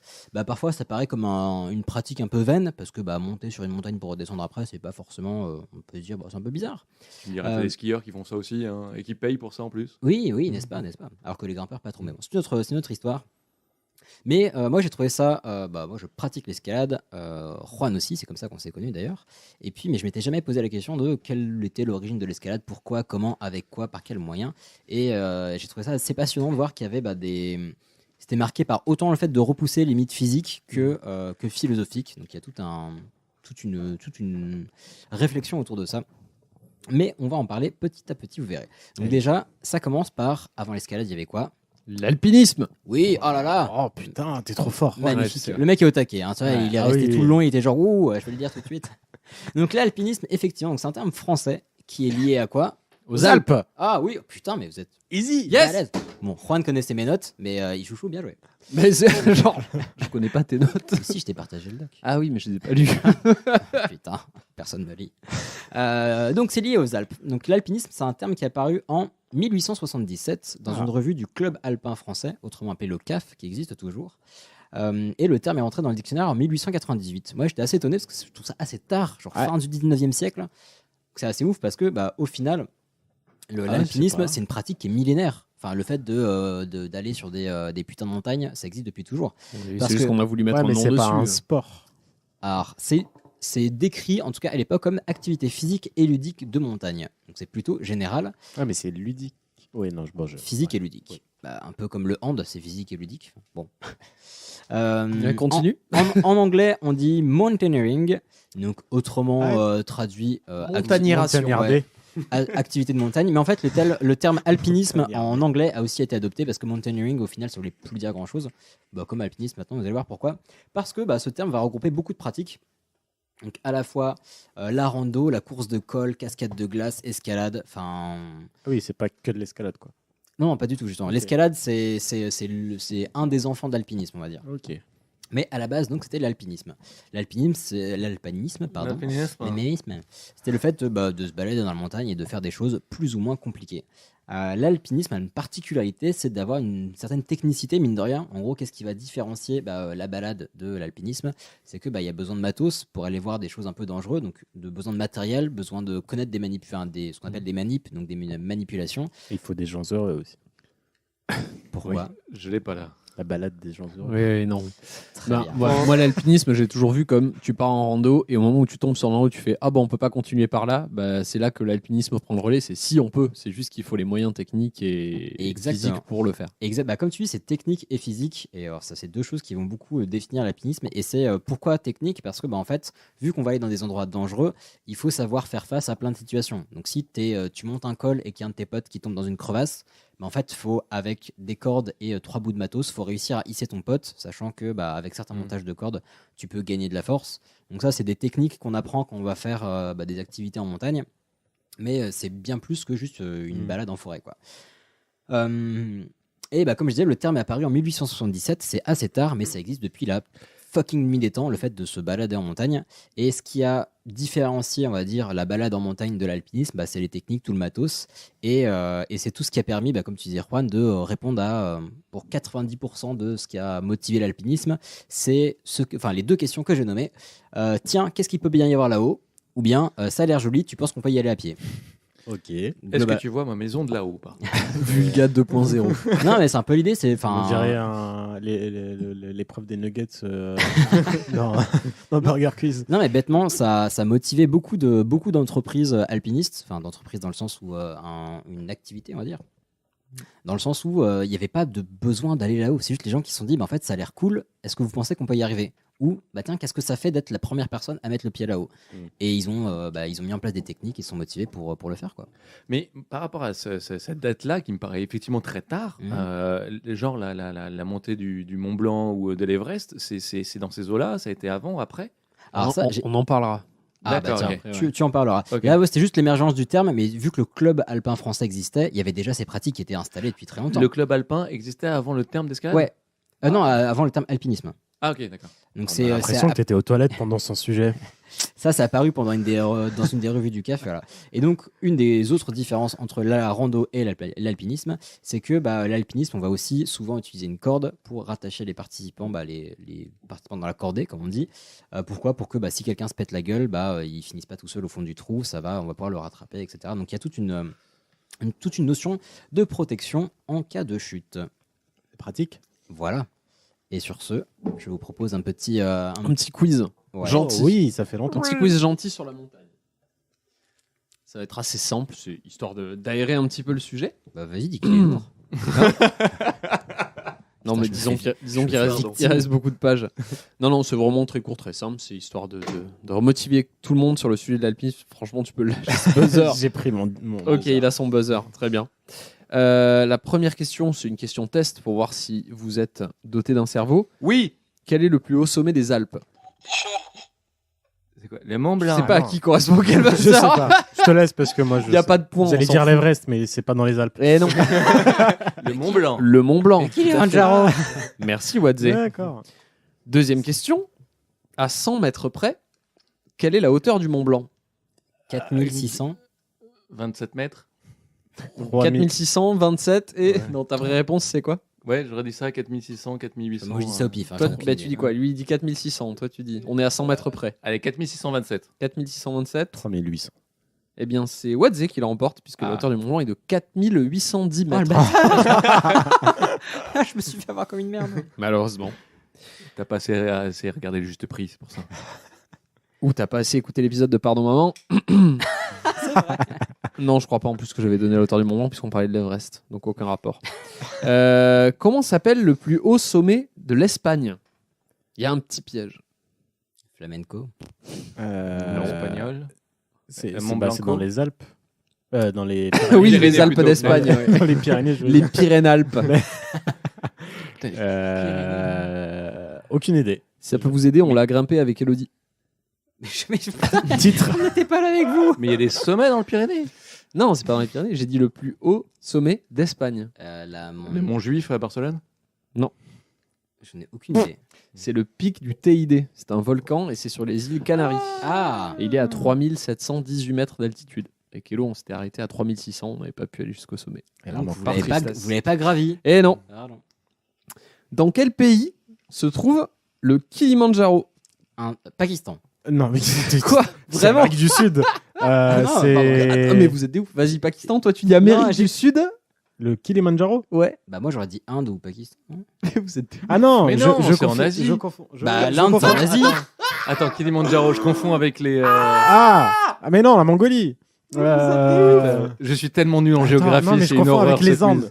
C'est La cordillère en des Afrique, Andes. putain. Ah, mais oui. J'ai confondu avec oui. Oh, Ok. Les neiges éternelles. Dieu. Vous êtes tous passés pour des Attends, cons. à 3 on clappe. Non, non. Et on recommence. C'est dans le nord-est de la Tanzanie. Bonjour, à Ed. 5895 mètres. Ah mais ça Ah, je le quand même. savais si tu m'avais demandé. Oui. Ah oui. Non, le Kilimandjaro, c'est en Afrique, les gars. Ouais, mais Vous voyez très bien à quoi il ressemble. En il y a plus. une Mais époque- oui, c'est une montagne avec un dessus très très plat Oui, et assez grand. Et blanc, mais de moins en moins. Il y a une Oui, époque, bah, l'Afrique ça, était collée à l'Amérique du Sud, donc techniquement j'ai raison. Oui. T'as juste 2 millions d'années d'écart, mais ça va. De la ouais. Pangée, oui. Quel est le second sommet le plus haut du monde En millimètres. derrière l'Everest? K2. Oui, Yes. bravo. Oh, C'est putain. un c'est cinéma quoi ça? Le K2, K2. en fait, le K2, je crois qu'il est même plus dangereux que l'Everest. Il est plus dangereux. C'est pas le Ouais. plus dangereux. Le plus dangereux, c'est Annapurna, je crois, Ah oui. qui a été. C'est pas une actrice. Plus... non, Porno. non, ça c'est Anna Paulina, oui. Mais c'est... non, le K2, en effet, Il n'y a pas de filles Alors, dans ce attends. podcast. considéré comme plus dangereux que l'Everest. Alors déjà, j'ai deux questions. Mhm. K2, c'est pas la lettre K et le chiffre C'est la 2. lettre K et le chiffre C'est 2. ok. En fait, le K, Bon. c'est pour Karakoram. Et il y a plusieurs sommets. En fait, il y a le K1, K2, K3, K4 et K5. Et le K, c'est pour Karakoram. D'accord. Et Voilà. c'est où? Et c'est pas Népal, très loin, hein. Pakistan, je sais Oh, il est nul. Nous on a une excuse. Toi t'as des notes. pas. Non, j'ai pas noté ça. C'est dans la même chaîne, plus ou moins que C'est une l'Everest, marque de mais- vêtements, c'est tout ce que je sais. C'est vrai que Très bien. Topito ils auraient pu mettre plus d'infos quand même. Ils sont pas- Oh, sacré. Quel est le premier alpiniste à avoir gravi l'Everest? Ah putain Ça, on en a parlé, hein, les gars. Jean-Michel Grosse Motive. Oh là là, vous ouais. êtes pas sérieux. Mec ça fait Marc 2 ans. Dutroux. Bah, quoi? Pardon. Il était pas alpiniste. Non bah non. Moi, j'aurais dit Il Juan, a mais pas grimpé la même chose. Honnêtement aucune idée. C'était Edmund Hillary. Et c'était, tu posais la question tout à l'heure, en 1953. Alors, c'est Ah. pas la première personne à avoir tenté de gravir l'Everest, mais c'est la première personne à être réussi. redescendue vivante. Oui, c'est ça, voilà. Voilà. Ah ouais c'est un autre détail oui. Oui. Parce qu'il y a genre 200 personnes de mortes sur le truc là. J'allais sortir une excuse, pardon, et du coup, j'ai voulu vérifier avant. Cet épisode que nous allons publier est le 50e de Pardon Maman. Bravo. C'est le top. Rien à voir, mais très Mais bien. non, mais du coup, c'est pour ça qu'on oublie, on a fait trop de sujets. C'est ça. Donc, mes excuses. Allez, une petite dernière pour la route avant qu'on reprenne sur l'escalade. Quel est le sommet le plus haut des États-Unis? Ah bah, Yosemite. Alors, il y a une astuce, c'est qu'en fait, tous les sommets les plus hauts, c'est des marques de fringues. Ah, Quicksilver. Pull&Bear. Célio. Jack and Jones. Ralph Lauren. Non. Non. Mais putain, si. Attends. Alors, Ah, fun Hilfiger. fact, non. il a changé de nom. Donc, le nom de la marque, c'est plus le nom actuel du sommet. Ils ont changé le nom Carhartt. du sommet. Non. C'est quoi la première lettre? Putain, je l'ai sur le bout. Attends, là. est-ce que je vais en parler ou pas? Le nouveau nom, je pense pas que tu vas en parler. Le nouveau nom, vous le connaissez sûrement pas, mais l'ancien nom, c'est Mac quelque chose. Intosh. McCormick. Non. Donald. Non. Ouais, je l'ai pas. Bah, c'est le mont McKinley. C'est bah, aussi je l'ai une fait. marque de vêtements de Je montagne. connais Il est en Finlay, Alaska. mais Et pas- il fait 6190 mètres d'altitude, Ah oui, ce quand qui est même. pas mal. Bah oui. Oh de Dieu. Et il s'appelle aujourd'hui le Denali. Très bien. Et alors, Ah, pourquoi ça ils l'ont me dit renommé? absolument rien. Je sais plus. Parce que la marque avait déjà pris le nom. Ils pouvaient plus l'utiliser. C'était trop de papier pour la marque.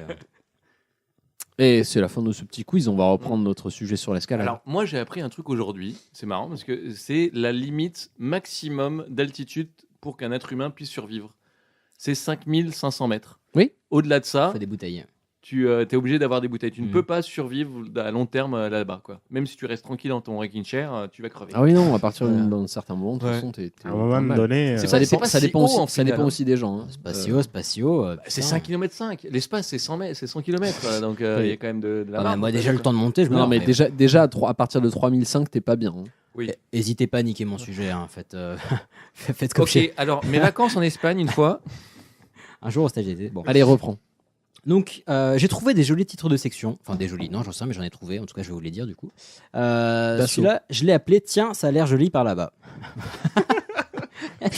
Il y en a d'autres. Et le sous-titre, c'est Binous, exploration et philosophie au pluriel. Je sais de quoi tu vas parler. Et le sous-sous-titre, putain, j'ai fait plein de titres, c'est Yosemite Acte 1, ou Yosemite si on veut. Yosemite. Oui, mais tu dis pas Disney encore une fois. Est-ce que tu es allé avec moi à Disney? Have you ever been Est-ce que tu as fait Space Mountain avec moi? Du coup, tiens, ça a l'air joli par là-bas. Je vous rappelle que nous, pour l'instant, nous avons parlé d'alpinisme et on va continuer encore de parler un petit peu d'alpinisme. Donc nous sommes aux USA, post-seconde guerre mondiale. La vie est calme, lisse, propre, les raies se font sur le côté et le capitalisme bat son plein. Tout ça est un peu trop plat.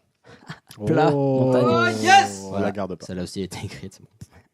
Mais voilà, il y a une bande de jeunes américains, enfin de jeunes de l'Ouest américain, et certainement d'autres endroits, mais nous on va plutôt parler de cet endroit, et vous comprendrez pourquoi cet accent sur Yosemite. Pourquoi cet accent? Donc ils trouvent que c'est un peu, ils trouvent que c'est un peu trop artificiel cette vie avec les fameux suburbs où tout le monde a la même maison, tout le monde est habillé pareil, tout le monde a le même. Alors suburbs, c'est les banlieues. C'est les banlieues, ouais, ça. Ouais. J'ai essayé de faire ça pour Juan, pour pas qu'il me reprenne. Donc, quelle réputation tu me donnes, sale con? Donc, l'Ouest américain, ils veulent retour à la nature et retrouver des émotions fortes, vivre. Qu'est-ce qu'on trouve dans l'Ouest américain? À part, non, si c'est pas. Los Angeles. Des cailloux. Ah, des cailloux, ouais, mais un truc qui est assez connu. Hollywood. Je sais pas. San Francisco. Des rednecks. Yosemite. Là, ouais, oui. Yosemite qui se trouve dans la Sierra Nevada. Voilà. Ah, si. Voilà. Donc, c'est là la création de Camp 4.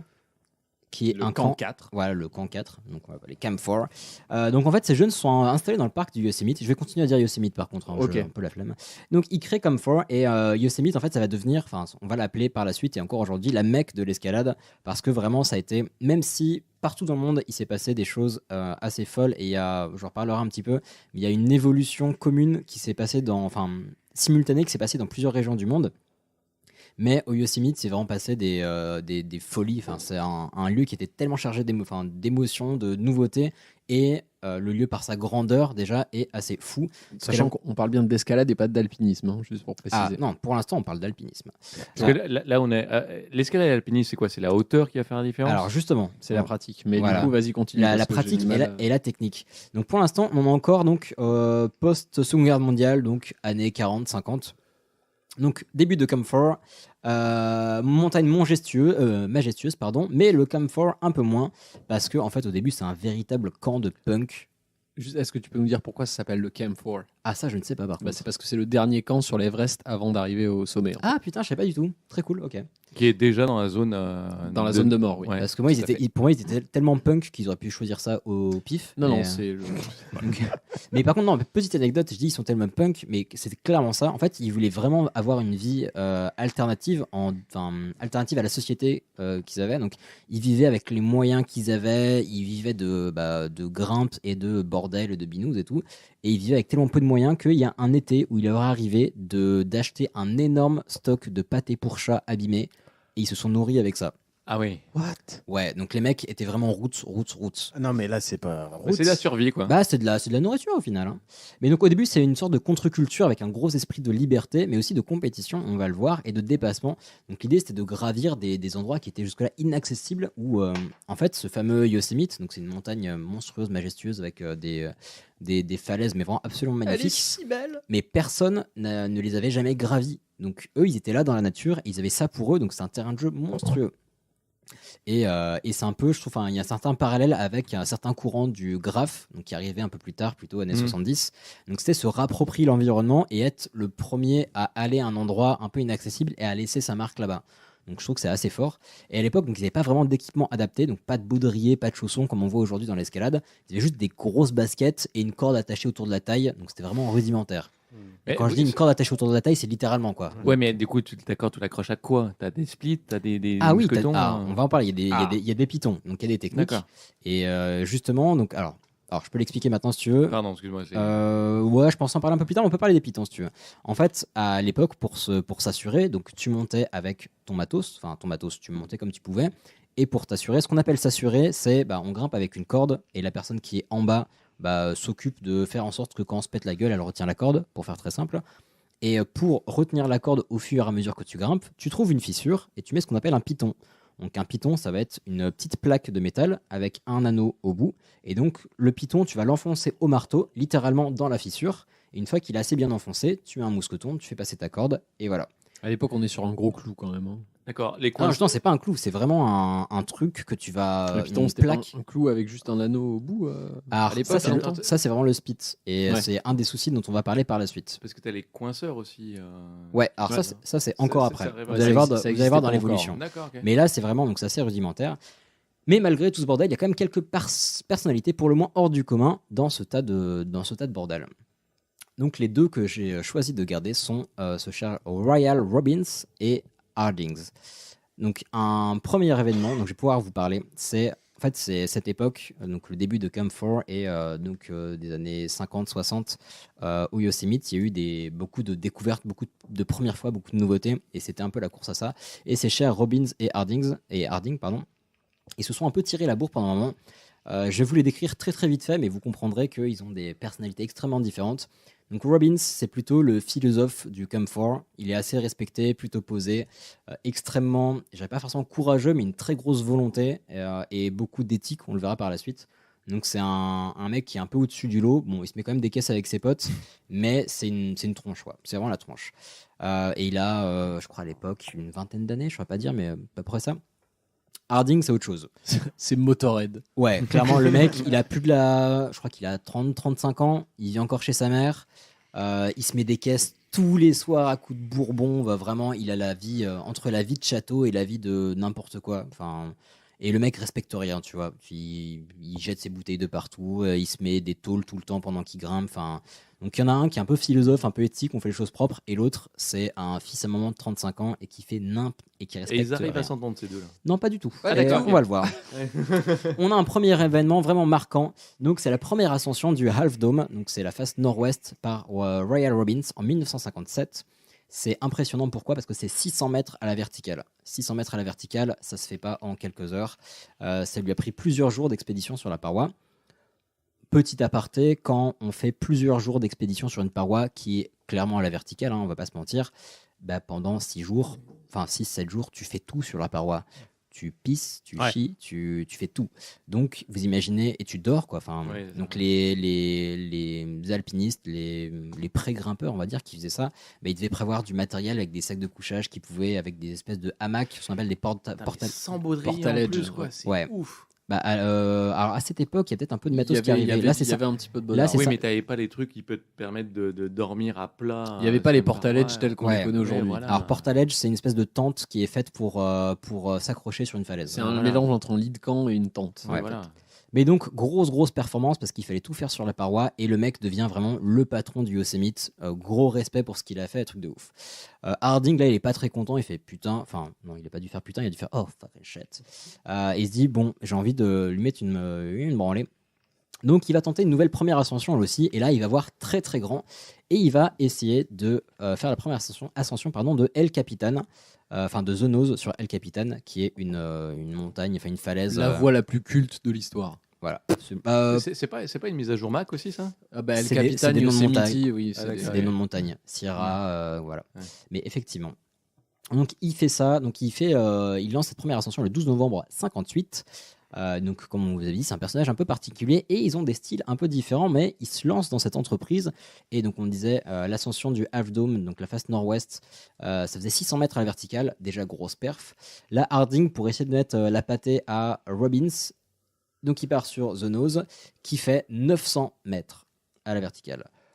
C'est plutôt balèze. En plus. Et à l'époque, tout le monde se disait c'est absolument impossible.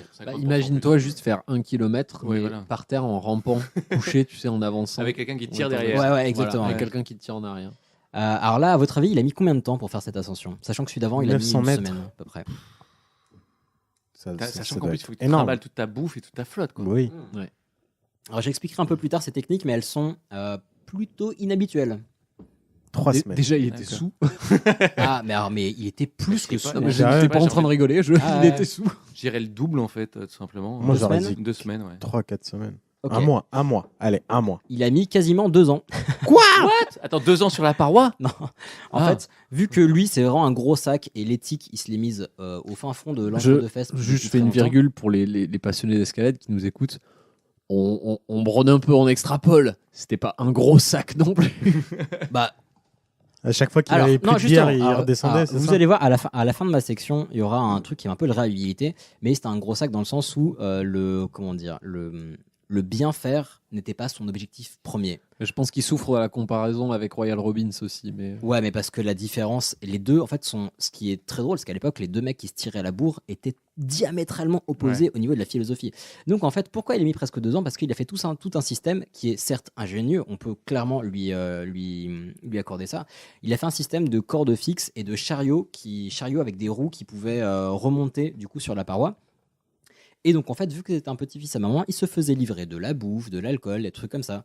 Et vu qu'il avait laissé ce qu'on appelle des cordes fixes, donc même s'il était monté à 200-300 mètres, vu qu'il avait laissé des cordes, il pouvait redescendre et hop, aller faire Thanksgiving avec sa maman.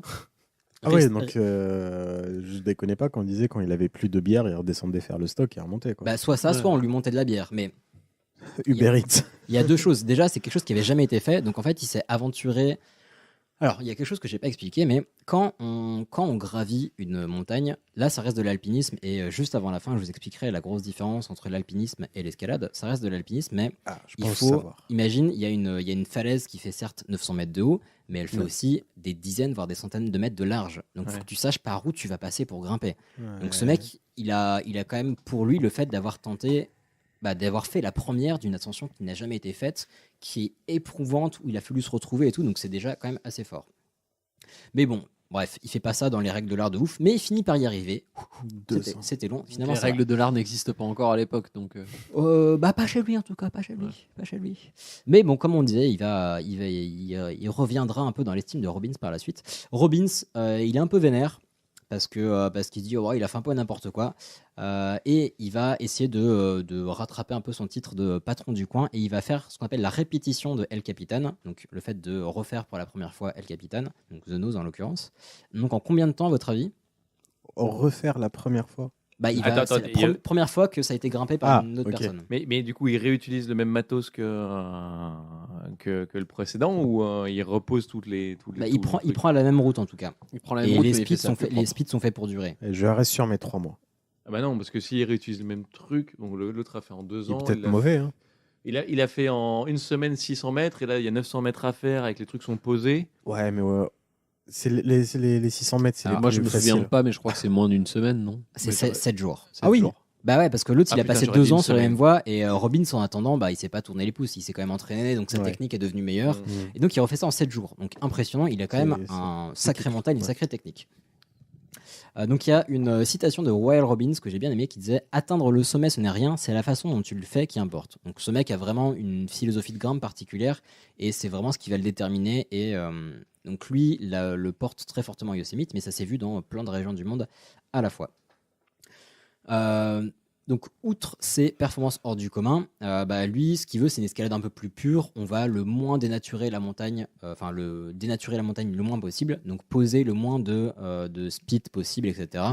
Donc, c'est pas se surprotéger, mais essayer de ne pas abîmer la montagne sur laquelle on est. C'est écolo, quoi. Ouais, c'est plutôt. Est-ce que par hasard, tu saurais quelle est la distance entre 2 splits pour lui Alors, on va en parler un tout petit peu après. Okay. Enfin, pas exactement les distances, mais donc tout à l'heure, on parlait des pitons, donc des plaques qu'on va figer entre 2 fissures. Ça, c'est ce qu'utilisait principalement Robbins. Donc, il fallait, mine de rien, être un peu stable, se poser, taper sur un maillet. Donc, un peu galère. Ce que faisait en partie Harding, c'était utiliser ce qu'on appelle des spits. Donc, plutôt que d'avoir une plaque... Tu chevilles carrément un truc, non? Ouais, exactement. Ouais. Donc, plutôt que d'avoir une plaque qu'on met entre 2 fissures, c'est une pointe qu'on met à même la montagne à coups de marteau. Donc, il n'y a pas besoin de trouver un endroit particulier où elle pourrait tenir. Juste, il la bourrine et ça tient. Ouais, je suis pas sûr de... Enfin, il y a quand même un endroit... Enfin, il y a une histoire de résistance. Ça dépend du type de roche, mais si tu bourrines suffisamment, ça tient. Aujourd'hui, on fait ça à la perceuse comme des sagouins. Mais... Exactement. Avec du mortier, point barre. Au percuteur, littéralement. Donc, sur cette différence, donc il se tire toujours la bourre, etc. Et Harding est quand même pas content parce que l'autre s'est un peu foutu de sa gueule et tout. Il fait bon, il continue de se tirer la bourre, quoi. Donc il décide d'essayer de faire encore une autre première. Et là, c'est un des endroits mythiques. Et je vous conseillerais moult documentaires là-dessus. C'est l'ascension du Downwall sur El Capitan, toujours. Donc c'est la première. C'est le seul endroit qui n'avait jamais été grimpé jusque-là sur El Capitan. Et pourquoi le Downwall? C'est parce que c'est le premier bout de falaise de El Capitan qui est touché par la lumière. Oui, donc Down, c'est D-A-W-N. Down. C'est pas D-O-W-N. C'est la lumière de l'aube qui touche ce mur en premier. Donc il se lance dans un truc qui n'a jamais été fait, ultra dur, etc. L'ascension était censée durer 12 jours et elle en a pris 28. Oh putain. Et là, par contre, il est resté sur la falaise. Donc vous imaginez, il avait pris des vivres bref, des... Que pour 12 jours.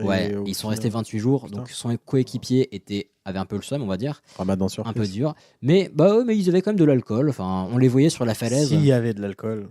Je vais pas dire de bêtises. Il me semble qu'à un moment, on leur envoyait un hélico ou un truc comme ça. Et le mec leur a fait des gros wads. Et en fait, il a fini par envoyer un papier un papier dans une bouteille, je sais pas quoi, qu'il a envoyé au sol. Et sur le papier, il va marquer genre fuck off, on veut pas de votre aide. Donc il était en mode genre on va finir, barrez-vous, parce que les gens au bout de 20 jours, ils étaient en mode non, mais ils sont coincés. C'est quand même dangereux. Punk. Ah bah oui, c'est quand même non, mais de toute façon, escalader une paroi verticale de 900 mètres, c'est pas dangereux. Hein, normalement. 900 mètres, tu demandais. Pas de problème, quoi. Alors, désolé, j'ai certes dit que c'était un sagouin, mais sur 900 mètres, le mec a posé 300 spits à peu près. Ah ouais, quand même. Donc clairement, tous les 3 mètres. Il a fait une putain de fermeture éclair sur le downwall. Ça, Robin, il a pas trop aimé. Il était genre putain, quel sagouin. Donc il a fait les répétitions, mais en fait, il est arrivé au premier spit et là, pouf, il l'a coupé. Deuxième spit, il l'a coupé. Troisième spit, il l'a coupé. Donc son but, c'était de faire passer un message à Harding, genre tu refais plus jamais ça, et si tu regrimpes comme un sagouin, moi je vais renettoyer derrière toi. Mais ce qui est beau, ce qui s'est passé, c'est que au bout de quelques centaines de mètres, Robin s'est rendu compte que putain, c'était plus dur que ce qu'il pensait. Et que en fait, Harding, outre le sagouin qu'il pensait être, qui baffre et qui boit à tout va et qui pose des speeds de partout, mais en fait, pour grimper ça, il avait dû faire preuve d'une ingéniosité qu'il soupçonnait pas en lui. Et en fait, au bout de quelques centaines de mètres, il a juste fini la grimpe du downwall sans retirer les speeds de Harding. Donc finalement, je dirais pas qu'ils sont redevenus copains, mais il a compris que ce mec-là avait une valeur qu'il n'avait pas soupçonné jusque-là, et s'est dit, ok, il a quand même fait une performance qui est louable. La valeur sécurité, peut-être sécurité, et non, mais même techniquement, il s'est dit, putain, genre le mec a dû vraiment faire des efforts pour faire cette performance, et je pensais que c'était un sagouin, et en fait, non, c'est plus qu'un sagouin, il est beaucoup plus fort que ce que je ne pensais. Donc voilà, finalement, il est un peu respecté. Et donc, ce que je disais, il y a des règles d'éthique qui sont développées un peu partout dans le monde à ce moment-là en même temps, parce que là, on parle de Yosemite, mais en France, en Asie, un peu partout, il y a des gens qui grimpaient. Mais cette mouvance de passer de je grimpe en mettant des speeds de partout à j'essaie de limiter au maximum mon impact sur la falaise, ça s'est développé de plus en plus. Et avant de parler de la naissance à proprement parler de l'escalade, je pense qu'on peut partir sur... Un deuxième quiz. Allez. Celui-là, il est plus rhétorique. Pour le prix d'un. Oui. Cool. Il est un peu plus rhétorique, à savoir que c'est juste des petits termes qui vont peut-être être utilisés par Ilias pendant sa suite. Peut-être. Et c'est pas dit, hein, mais on sait jamais. Comme ça, vous saurez ce que ça veut dire et on n'aura pas expliqué à chaque fois ce que ça veut dire. Alors, c'est un quiz de lexique, à savoir des termes qu'on utilise en escalade. Il y en a qui sont un peu pièges. Je peux descendre pisser, quoi. Non, faut deviner. Parce que nous, on connaît les réponses, si tu veux. Donc... Et le premier est assez simple, par exemple, grimper à vue. Quand on dit, tiens, cette falaise, je vais grimper à vue. Ah ouais, parce qu'en fait, je suis le seul qui ne fait pas l'escalade. Essaye. Wadze, t'as plutôt fait du canyon, je crois. Alors, j'ai fait de l'escalade, puis après du canyon. D'accord. Alors, grimper à vue, c'est lorsque tu vas mettre ton assurance au fur et à mesure où tu grimpes. Ouais, c'est ça. La réponse... le nul. I'm sorry. La réponse est non. Attends, mais normalement, c'est l'inverse de monter en moulinette.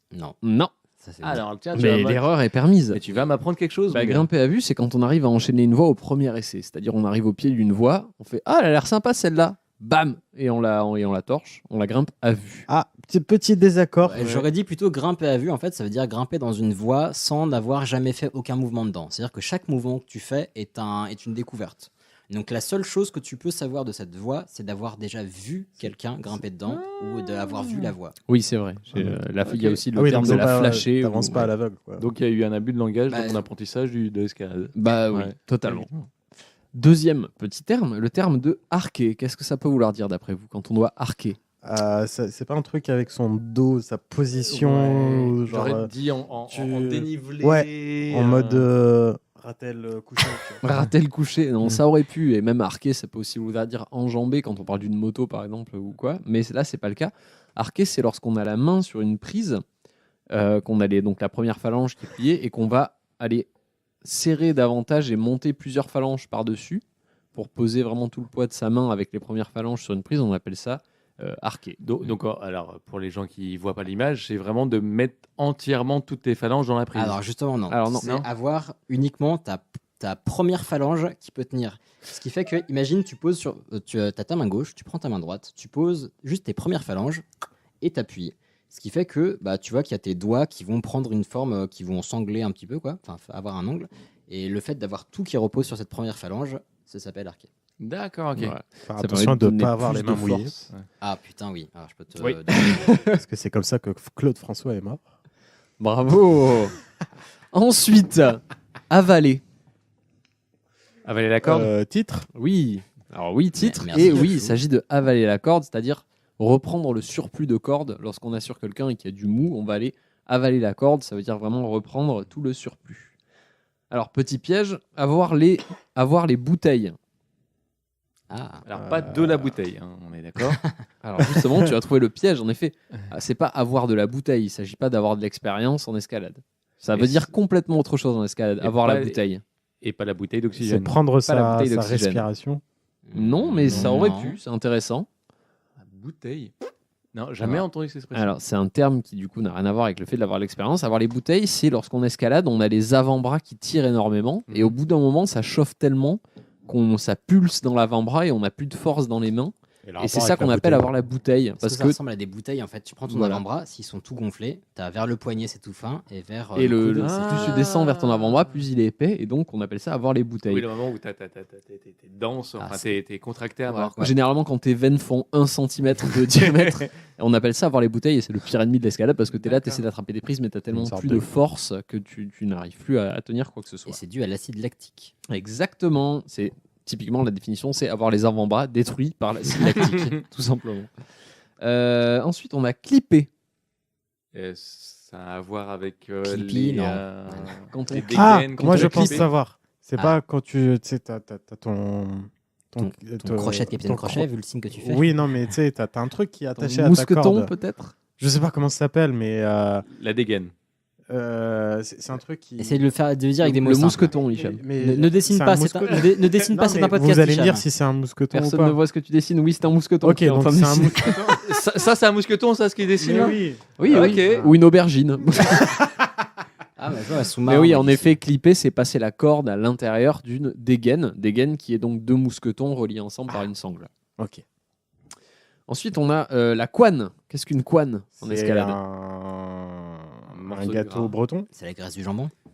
Non, par définition, c'est la graisse du jambon. Mais en escalade, une couane, c'est une voie pas très longue, mais assez teigneuse. C'est ce qu'on pratique généralement en escalade en extérieur. Lorsqu'on dit je vais aller grimper en voie, qu'on ne fait pas ce qu'on appelle des grandes voies, on fait de la couane. C'est une longueur, en fait. Donc, genre 10 mètres, un truc comme ça. Bah, ça peut faire entre Ça 10 peut et être 50. plus, ouais. C'est large quand même. En fait, ça dépend ce que tu as amené comme corde. Ce qui la caractérise, c'est qu'il n'y a qu'un seul relais. Donc le relais, c'est le point où soit ton pote te rejoint, soit tu redescends. Dans ta couenne, tu as déjà un relais.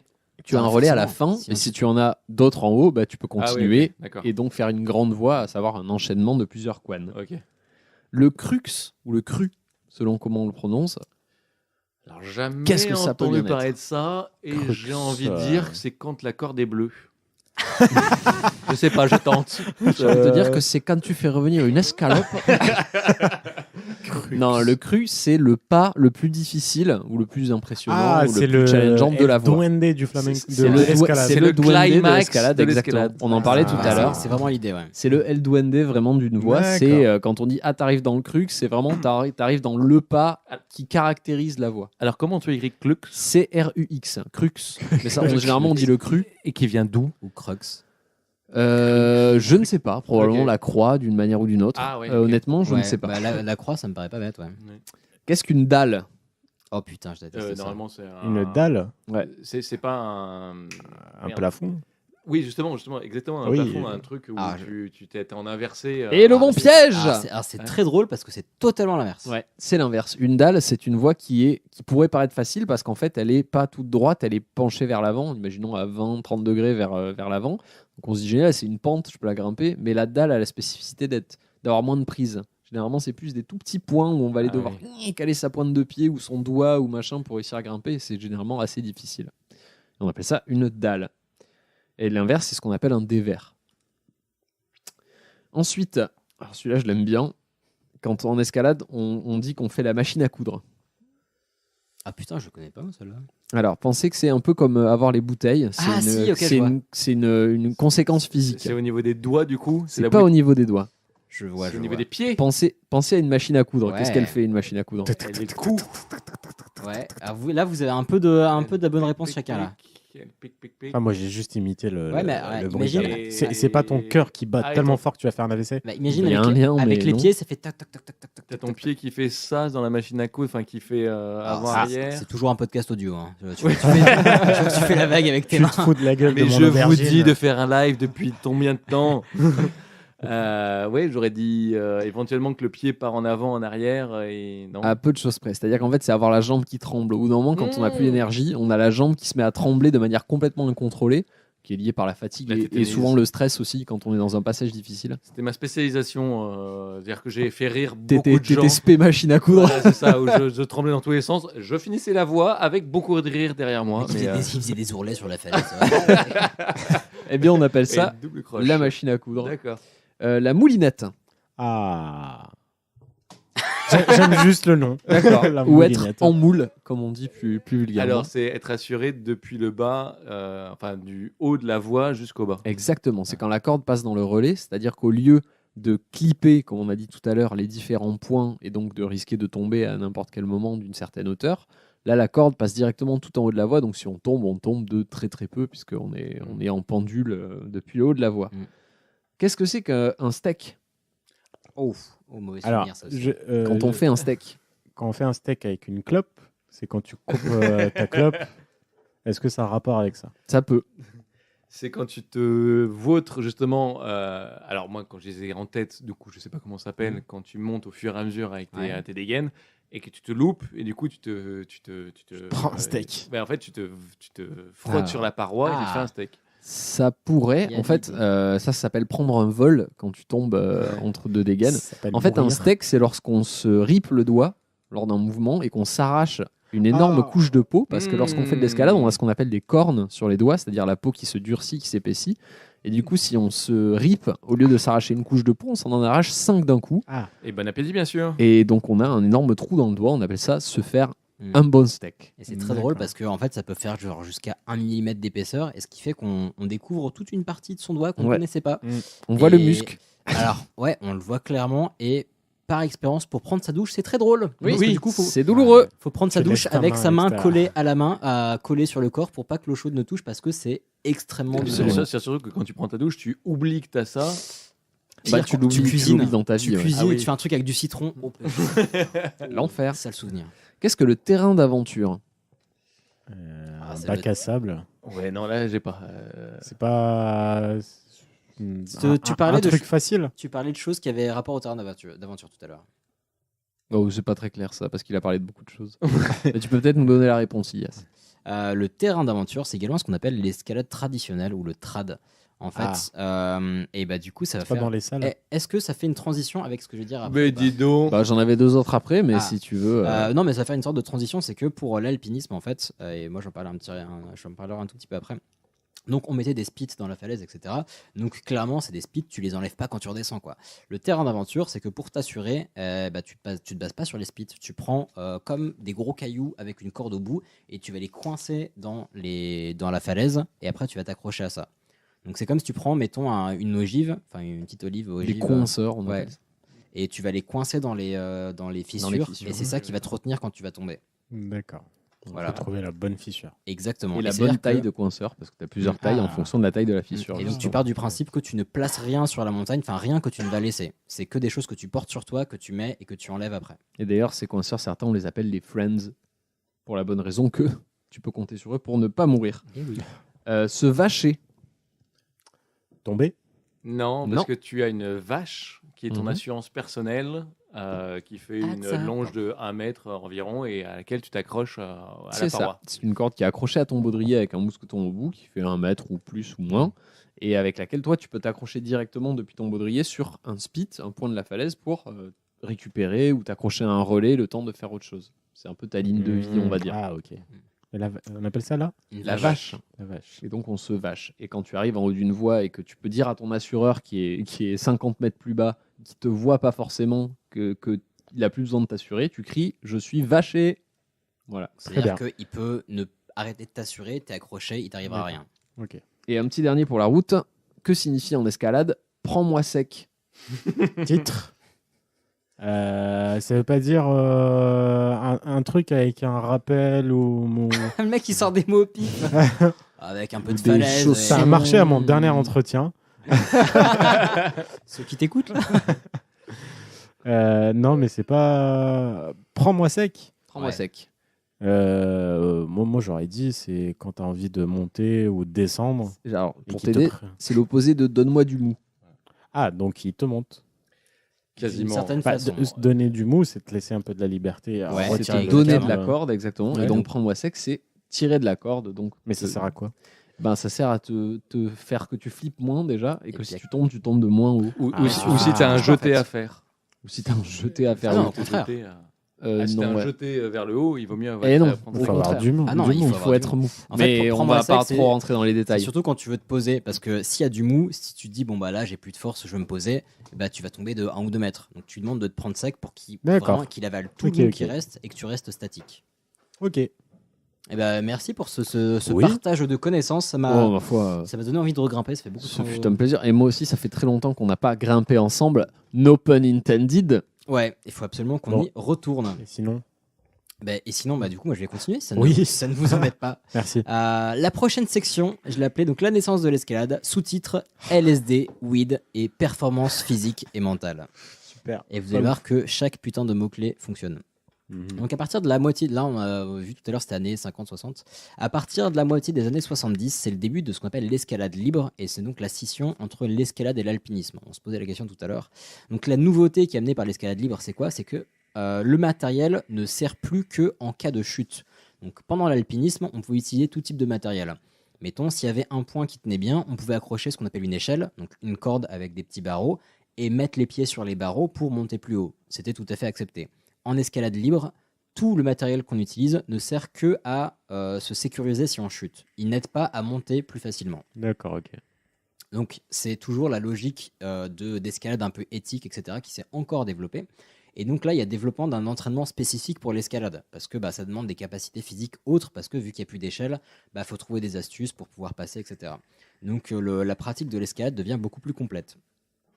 Si on reste un peu au Yosemite, parce que désolé, mais c'est là qu'il s'est passé des choses absolument folles. À cette époque, les nouveaux maîtres des lieux, donc c'est plus Robbins et Harding, c'est les Stone Masters. Les Stone Masters, c'est une équipe de choc qui a vraiment mis en avant un espèce de travail physique très très poussé et aussi très complet, donc musculation, souplesse, mais aussi des exercices de type yoga pour travailler ce contrôle de soi, parce que vu qu'on n'a plus le matériel pour s'aider, il faut absolument contrôler à la fois ses émotions et son physique, quoi. Donc leur performance est vraiment assez folle et ils développent vraiment l'art de la grimpe avec des techniques de grimpe particulières. Parmi eux, il y a une certaine Lynn Hill dont on reparlera, qui est une putain de badass, assez ouf. Et donc je vous ai dit qu'ils s'appelaient les Stone Masters et certains les appelaient aussi les Stoned Masters. Parce qu'ils étaient défoncés. Ouais. D'où la vie. Mais totalement. Parce qu'ils étaient souvent défoncés et pas qu'un peu en fait. C'est-à-dire qu'il y en a qui prenaient du LSD ou de la weed, même en grimpant. Genre pendant qu'ils grimpaient, ils prenaient ce genre de prod. T'as déjà grimpé bourré, mais encore grimpé sous LSD. Ah putain, mais moi c'est hors de question de grimper sous quelconque substance. C'est ça. La seule substance que je peux accepter, c'est le café ou la tisane. Mais genre c'était totalement ouf. Et pourtant, ils faisaient des performances monstrueuses. Donc c'est assez impressionnant. On parle de LSD, de weed, et là j'ai un des événements que je trouve absolument ouf qui s'est passé en 1977. 1977, toujours Yosemite, un avion s'écrase en provenance de la Colombie, s'écrase sur le Yosemite. Un Boeing 737 MAX 8. Ouais. les gens de Camp 4 qui avaient un peu mauvaise presse à l'époque ont des potes, enfin ont des amis, on va dire, qui ont des informations en avance et qui peuvent leur dire qui leur donnent des informations sur le contenu de l'avion. Vu que ces putains de Stone Masters, en fait, c'est les gens qui vivent à Yosemite. C'est les seules personnes qui sont capables de gravir la montagne facilement. Donc, c'est forcément les premiers sur place et qui ont des semaines d'avance sur les secours parce que les secours vont galérer à y aller. Donc, ils vont voir là-haut, ils veulent voir si la rumeur est vraie. Puis les secours n'ont pas leur technique en plus. Bah oui, non, mais totalement pas. Mais vraiment très loin de là. Enfin, vraiment, ces gens-là étaient des surhommes et des surfemmes. C'était fou. Et donc, à votre avis, ils trouvent l'avion. Il creuse la glace à coups de tronçonneuse parce que le truc était vraiment, il s'est pété la gueule de ouf. Il monte en combien de temps? On s'en fout. Tu verras, l'information d'après est beaucoup plus puissante. Et donc, il creuse la glace, et il trouve l'avion, il creuse de la glace, il trouve le chargement. Et à votre avis, qu'est-ce qu'il trouve? De la thune. De la weed. Oui. De la weed. Des centaines. Ce qui ne les intéressait pas du tout. De weed. T'as dit c'était quand en 77? 77. Des putains de centaines de sacs de weed. Donc c'était la ruée vers l'or vert. Oh là là, mon Dieu. Et à votre avis, on va dire. Ils ont pris combien de temps pour la fumer? Non, c'est beaucoup plus que ça. Le poids estimé de cette quantité de weed. Ça doit être dans un avion touriste. Ouais, c'était quoi comme avion? Je sais pas, je dirais 900. Non, mais c'était un petit boui-boui ou... Et c'était pas un petit kiki, c'était un bon avion. Me fatiguez pas, estimez juste. Non, mais ça dépend. Je dirais 500 kilos, quoi. Ok, et toi? Une tonne 6. 4500 kilos de cannabis. 4 tonnes. Et là, t'as des grimpeurs qui sont les plus gros hippies de la Terre qui tombent là-dessus. Les mecs, ils ont dépouillé le chargement. Et parce que dans tous les cas, les secours n'avaient aucun moyen d'être là. En plus, les secours. 6. Mais surtout, c'est les secours. En 77, il y avait des hélicoptères. Hein. Oui, mais écoute, apparemment, c'était galère. En fait, ils ont eu le temps de dépouiller genre 90% du chargement avant que les secours arrivent. Tu nous as donné la hauteur de Yosemite ou pas? Là, je sais pas exactement où ça s'est écrasé. Non, mais la hauteur de Yosemite. La hauteur de Yosemite, non, je saurais pas dire. Okay. Mais surtout que là, les secours, normalement, ils sont là pour secourir des êtres humains. Non, il y avait plus rien à secourir. Donc, il n'y a plus rien à secourir. En fait, les gens se ruent juste sur la bœuf et c'est tout, quoi. Ah, mais sur la weed. Et en fait, ce qui est très drôle, c'est que ça a vraiment eu un impact très très fort sur cette communauté de l'époque parce que t'imagines une poignée de quelques dizaines de grimpeurs qui tombent sur 4500 kilos de weed, mais en fait c'était les seuls à y avoir accès. Ils sont retournés en ville et ils ont fait des commerces de weed de ouf. Et les gens racontent que... C'est qui ton dealer? L'avion. Non, les gens racontent que du jour au lendemain, des grimpeurs qui bouffaient justement de la pâté pour chat se sont retrouvés à aller dans les meilleurs restos de la ville, avoir des voitures de sport, avoir à s'acheter plein de trucs. Ah oui, parce qu'ils étaient devenus ultra riches. Enfin, il y en a qui disaient que ça a changé leur vie. Donc voilà, ça c'était le dernier petit événement qui me faisait rire de l'époque des Stone Masters. Et le pilote du coup il était mort. Non mais bien sûr. Ils ont dû choper le chargement qui était enfoncé dans la glace. Donc autant dire que les autres. Mais attends, c'est-à-dire qu'ils ont mis un moment alors avant d'y arriver à ce chargement. Le temps que la glace se forme. Il a pas bossé son sujet, laisse. Si, mais non, mais de toute façon c'était de la contrebande. Donc je pense qu'il y avait 2 personnes et non, mais ils sont enfoncés dans la glace, genre. Ah oui, d'accord. Dans le crash, ils sont enfoncés dans la glace. Ouais, d'accord. Oui, bien sûr. Oui, là ils ont pas atterri, genre. Ils sont enfoncés clairement. Non, il y a des photos d'époque des vidéos d'époque même où ils déterrent le truc, c'est assez impressionnant. Ça m'intéresse. Une des avant-dernières parties de ce sujet que j'ai appelé la liberté avant tout. Là, on parle d'escalade, donc d'escalade plus propre. Et justement, ça correspond au terrain d'aventure dont parlait Juan. Donc, on va poser des coinceurs qu'on va retirer après. Donc, on ne dénature plus la montagne. Et on va grimper juste avec son corps. Donc, on n'utilise pas de matériel autre pour s'aider à grimper. Donc c'est déjà grosse performance, mais il y en a qui sont à la recherche de sensations autres et qui ont une pratique particulièrement libertaire. C'est ce qu'on appelle le free solo. Le free solo, c'est le fait de grimper avec absolument aucun équipement. Aucun équipement autre que des chaussons et de la magnésie pour s'assécher les mains. C'est des ouf. Mais donc ils n'ont pas de corde, pas d'assurage, pas de matos, rien, et ils grimpent tout seuls. Et je vous rappelle que les falaises faisaient plusieurs centaines de mètres. Donc, il y a des personnes qui ont fait du free solo sur plus de 600 mètres sans aucun assurage. Ouf. Ouais, faut un parce qu'en plus, après, il faut descendre, quoi. Bah non, parce qu'une fois que t'es en haut, tu prends le chemin de rando. C'est Mais c'est une performance qui est monstrueuse, autant mentale que physique, parce que tu fais un mauvais mouvement, une chute, t'es mort. C'est quand même intéressant ce que dit Hicham, parce que là, on dit tu prends le chemin de rando. À Yosemite, tu peux prendre le chemin de rando en haut parce que c'est un canyon, entre guillemets. C'est pas le cas partout. Si tu fais du solo intégral sur une aiguille, bah oui, tu dois désescalader derrière. Bon, je pense qu'il y a une équipe qui. Ou alors tu fais comme Tancred et une fois que tu arrives en haut, tu sors ton wingsuit et tu sautes. Ah, j'en parlerai après. Un des premiers grimpeurs qui a fait connaître le free solo, donc solo intégral, comme tu l'as si bien dit, c'est un certain John Bashar, ou Bachar, je ne sais plus. Ouais, non, ok. Non. Mais voilà, c'était un des précurseurs de cette époque. Et donc en 2017, pourquoi je vous parle de ça ? Pourquoi j'ai eu l'envie de faire ce sujet à ce moment-là ? C'est qu'il y a eu une information que j'ai trouvée très très forte récemment, qui est la performance d'un certain Alex Honnold en 2017. Il a fait donc le downwall en free solo. Donc le downwall, c'est quoi ? Je vous rappelle, 917 mètres d'escalade. C'est un niveau très avancé. C'est un niveau que personnellement, avec tout l'entraînement de la Terre, je n'atteindrai jamais, à moins de quitter mon taf maintenant et de commencer à m'entraîner maintenant. Pendant 10 ans. Et encore, je ne suis pas sûr que mon corps, biologiquement, physiologiquement, soit apte à tenir. Non mais Honnold, c'est... Enfin, faut le voir faire. Aujourd'hui, c'est le patron. Et en fait, et physiquement, ce mec-là, il ressemble à quoi ? C'est une masse ou au contraire, il est très sec. Très sec, mais très musclé. Ouais. Il fait pas de la gonflette. Mais c'est-à-dire que le rapport poids-puissance est super équilibré, quoi. Ouais. Bah c'est en fait pas équilibré, on va pas se mentir, on est quand même sur 80% de mental et 20% de physique. Ah ouais, mais il a un mental fou. Et justement, si vous voulez voir ce qu'il fait, donc sa performance, elle a été immortalisée dans un documentaire, Jimmy Chin. Ouais, et qui a reçu l'Oscar du meilleur documentaire en 2019. Ouais, j'ai vu ça. Et c'est pour ça que c'est notable, c'est que c'est certes une performance de ouf, et en plus ça fait un film magnifique qui a été récompensé très récemment. Donc ce mec-là, alors je vous parle pas de tous les détails, mais il a une expérience de ouf et c'est un exemple dans ce qui s'est fait en free solo qui a été inspiré par Dean Potter, je crois, qui était membre de la génération après les Stone Masters, qui sont les Climbing Monkeys, je crois. Oui.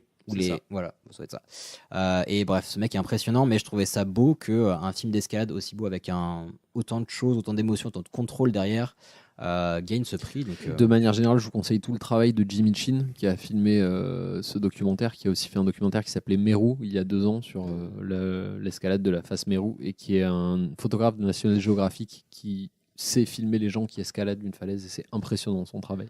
Et du coup, ce mec-là a une préparation physique de ouf, mais est-ce qu'il a une préparation mentale ? Est-ce que tu dis que c'est 80% de mental et il prépare mentalement comment ? Tu le sais je pense qu'il faut regarder le documentaire. C'est ce qui est le plus simple à mon avis. Ou lire sa bio qui est sortie il y a quelques années aussi, il y a peut-être 2 ans. Okay. Et bon, je vous conseille. Suite à ça, donc on a fait alpinisme, escalade libre, free solo, qui est une pratique à part entière. De là, les hippies deviennent un petit peu professionnels, certains tout du moins. Donc il y a des contrats avec des sponsors, des pubs, etc. Démocratisation de la pratique. Donc ça ne se fait plus qu'en site naturel, mais aussi sur des sites artificiels avec des prises vissées qui vont être faites pour l'occasion dans des gymnases ou sur des grands immeubles. Les premières compétitions. Les limites physiques sont repoussées sans cesse. On a notamment 2 monstres de la préparation physique qui sont Wolfgang Gülich et Edlinger. Si je dis pas de bêtises, Edlinger, j'oublie son prénom. Mais, Edlinger, c'est Paul, non ? Je sais plus. Mais Edlinger, c'est vraiment 2 monstres de la préparation physique et qui ont une vie monstrueusement folle. Le niveau de difficulté atteint par les grimpeurs est sans cesse repoussé. Ne serait-ce que très récemment, j'avais noté dans la partie d'après, voilà, Adam Ondra, qui est un grimpeur tchèque, si je ne dis pas de bêtises, qui a atteint le 9C, donc c'est une cotation de difficulté pour la première fois en 2018. C'est le premier homme sur Terre à atteindre le 9C. Fun fact, j'ai vu Adam Ondra gagner une compétition d'escalade alors qu'il avait 17 ans et que tous les autres compétiteurs ils sortaient de nulle part. Je l'ai vu faire de mes yeux vus et j'ai bugué. Attends, mais 9C, c'est quoi ? C'est un mur. C'est un truc que tu ne peux pas espérer. C'est un vernis, quoi. C'est sans aucun doute, mais sans aucun doute possible, le meilleur grimpeur du monde à l'heure actuelle. Après, qui vient détrôner mon grimpeur préféré, qui est Chris Sharma, surnommé le King Sharma, parce qu'il a survolé la pratique pendant des années. Qui a inventé le Deepwater Soloing. Qui est beaucoup pratiqué. C'est le plus connu de ça, le Deepwater Soloing. C'est comme du free solo dont on parlait à l'instant, sauf qu'en fait ça se grimpe au-dessus de la mer. C'est des falaises au-dessus de la mer. Donc si tu tombes, tu tombes dans la mer, mais tu te prends une chute. Ouais, tu sais pas monter jusqu'à 40 mètres. Sur la claque, quoi. C'est ça. En performance, on a aussi le premier 9A+ féminin par Margot Hayes en 2017. un film, un docu aussi magnifique qui a été fait sur elle. C'est une américaine qui, à l'époque, avait 18 ans, 19 ans peut-être, et qui a fait la première performance, enfin la plus grosse performance féminine de l'année, de la décennie, je ne sais pas, mais c'est absolument fou ce qu'elle a fait. Elle a un mental d'acier et elle a vécu en France pendant un temps. Je crois que je me demande s'il n'est pas encore en France à l'heure actuelle. À 18 ans. Ouais, parce que elle est grimpeuse pro, mais elle faisait aussi elle étudiait le français en fait. Elle est passionnée de langue et tout. Enfin bref, impressionnant.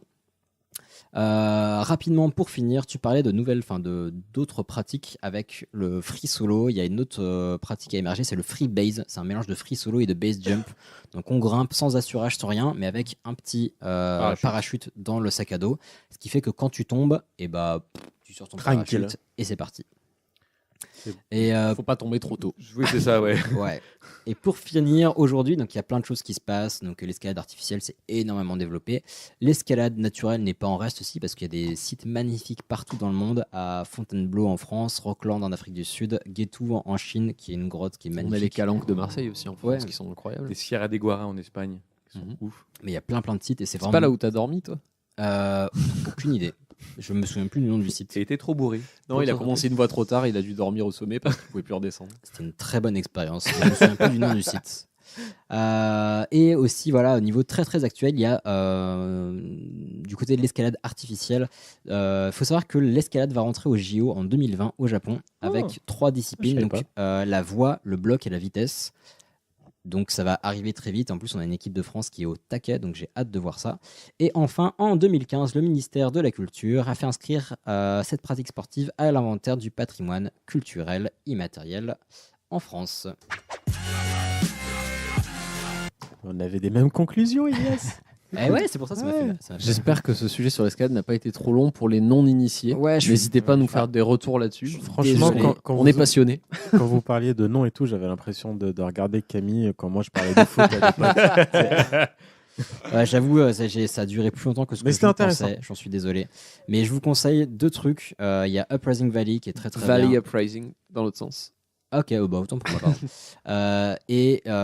Donc sur Netflix. Un documentaire sur Netflix qui parle de toute la partie justement Yosemite. Voilà, de toute la partie Yosemite avec cette espèce de rivalité entre les deux. Et bien d'autres que j'ai passé sous silence, mais c'est passé C'est un documentaire ou c'est en fiction? C'est un documentaire. Documentaire. Cool. Il y a l'avion avec le cannabis aussi dedans. Ouais. Cool. Et il y en a un deuxième qui m'a soufflé. C'est vraiment le docu le plus ouf que j'ai vu récemment. Et voir ça égale très largement des films que j'ai pu voir. Ça s'appelle Downwall et c'est l'histoire de Tommy Caldwell qui fait la première escalade libre du Downwall, justement.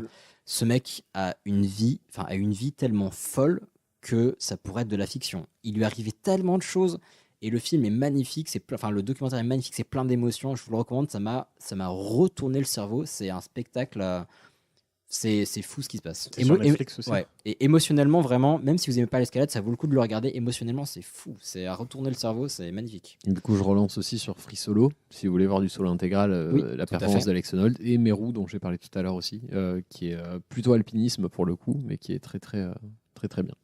Tout à fait. Très bien. Et sur ce, on va bientôt se quitter, donc j'espère que vous avez passé un bon moment. Oui. Excellent. Wadé, ça va, c'est bien passé. Vraiment, j'ai adoré. J'adorais vous écouter. C'est encore. Vraiment. Non, mais c'est encore plus cool de vous voir expliquer ça. Donc vraiment. Mais tu dis ça parce qu'on est très beau. Et. Parce que t'as pas tes lunettes aussi. Ça va. Non, mais c'était un plaisir de te recevoir. J'espère que tu as passé un bon moment. Oui, vraiment. Je vous remercie de m'avoir invité. C'était super cool et j'ai hâte d'entendre la suite. Cool, l'épisode est fini. En fait, quand je l'ai dit, je fais qu'est-ce que tu dis, mec? Non, mais c'est un grand plaisir aussi. Et pour rappel, on va pas vous embêter plus longtemps avec ça, mais effectivement, anniversaire le 20 avril. On espère grandement vous voir. Et puis, comme d'habitude, on est toujours ultra touchés de vos messages, likes, commentaires, etc. C'est toujours un énorme bonheur. Faites-nous plaisir avec des petites photos, ça fait toujours chaud au cœur. Dans tous les cas, on vous embrasse. Prenez soin de vous. Et gros bisous. Merci. Ciao.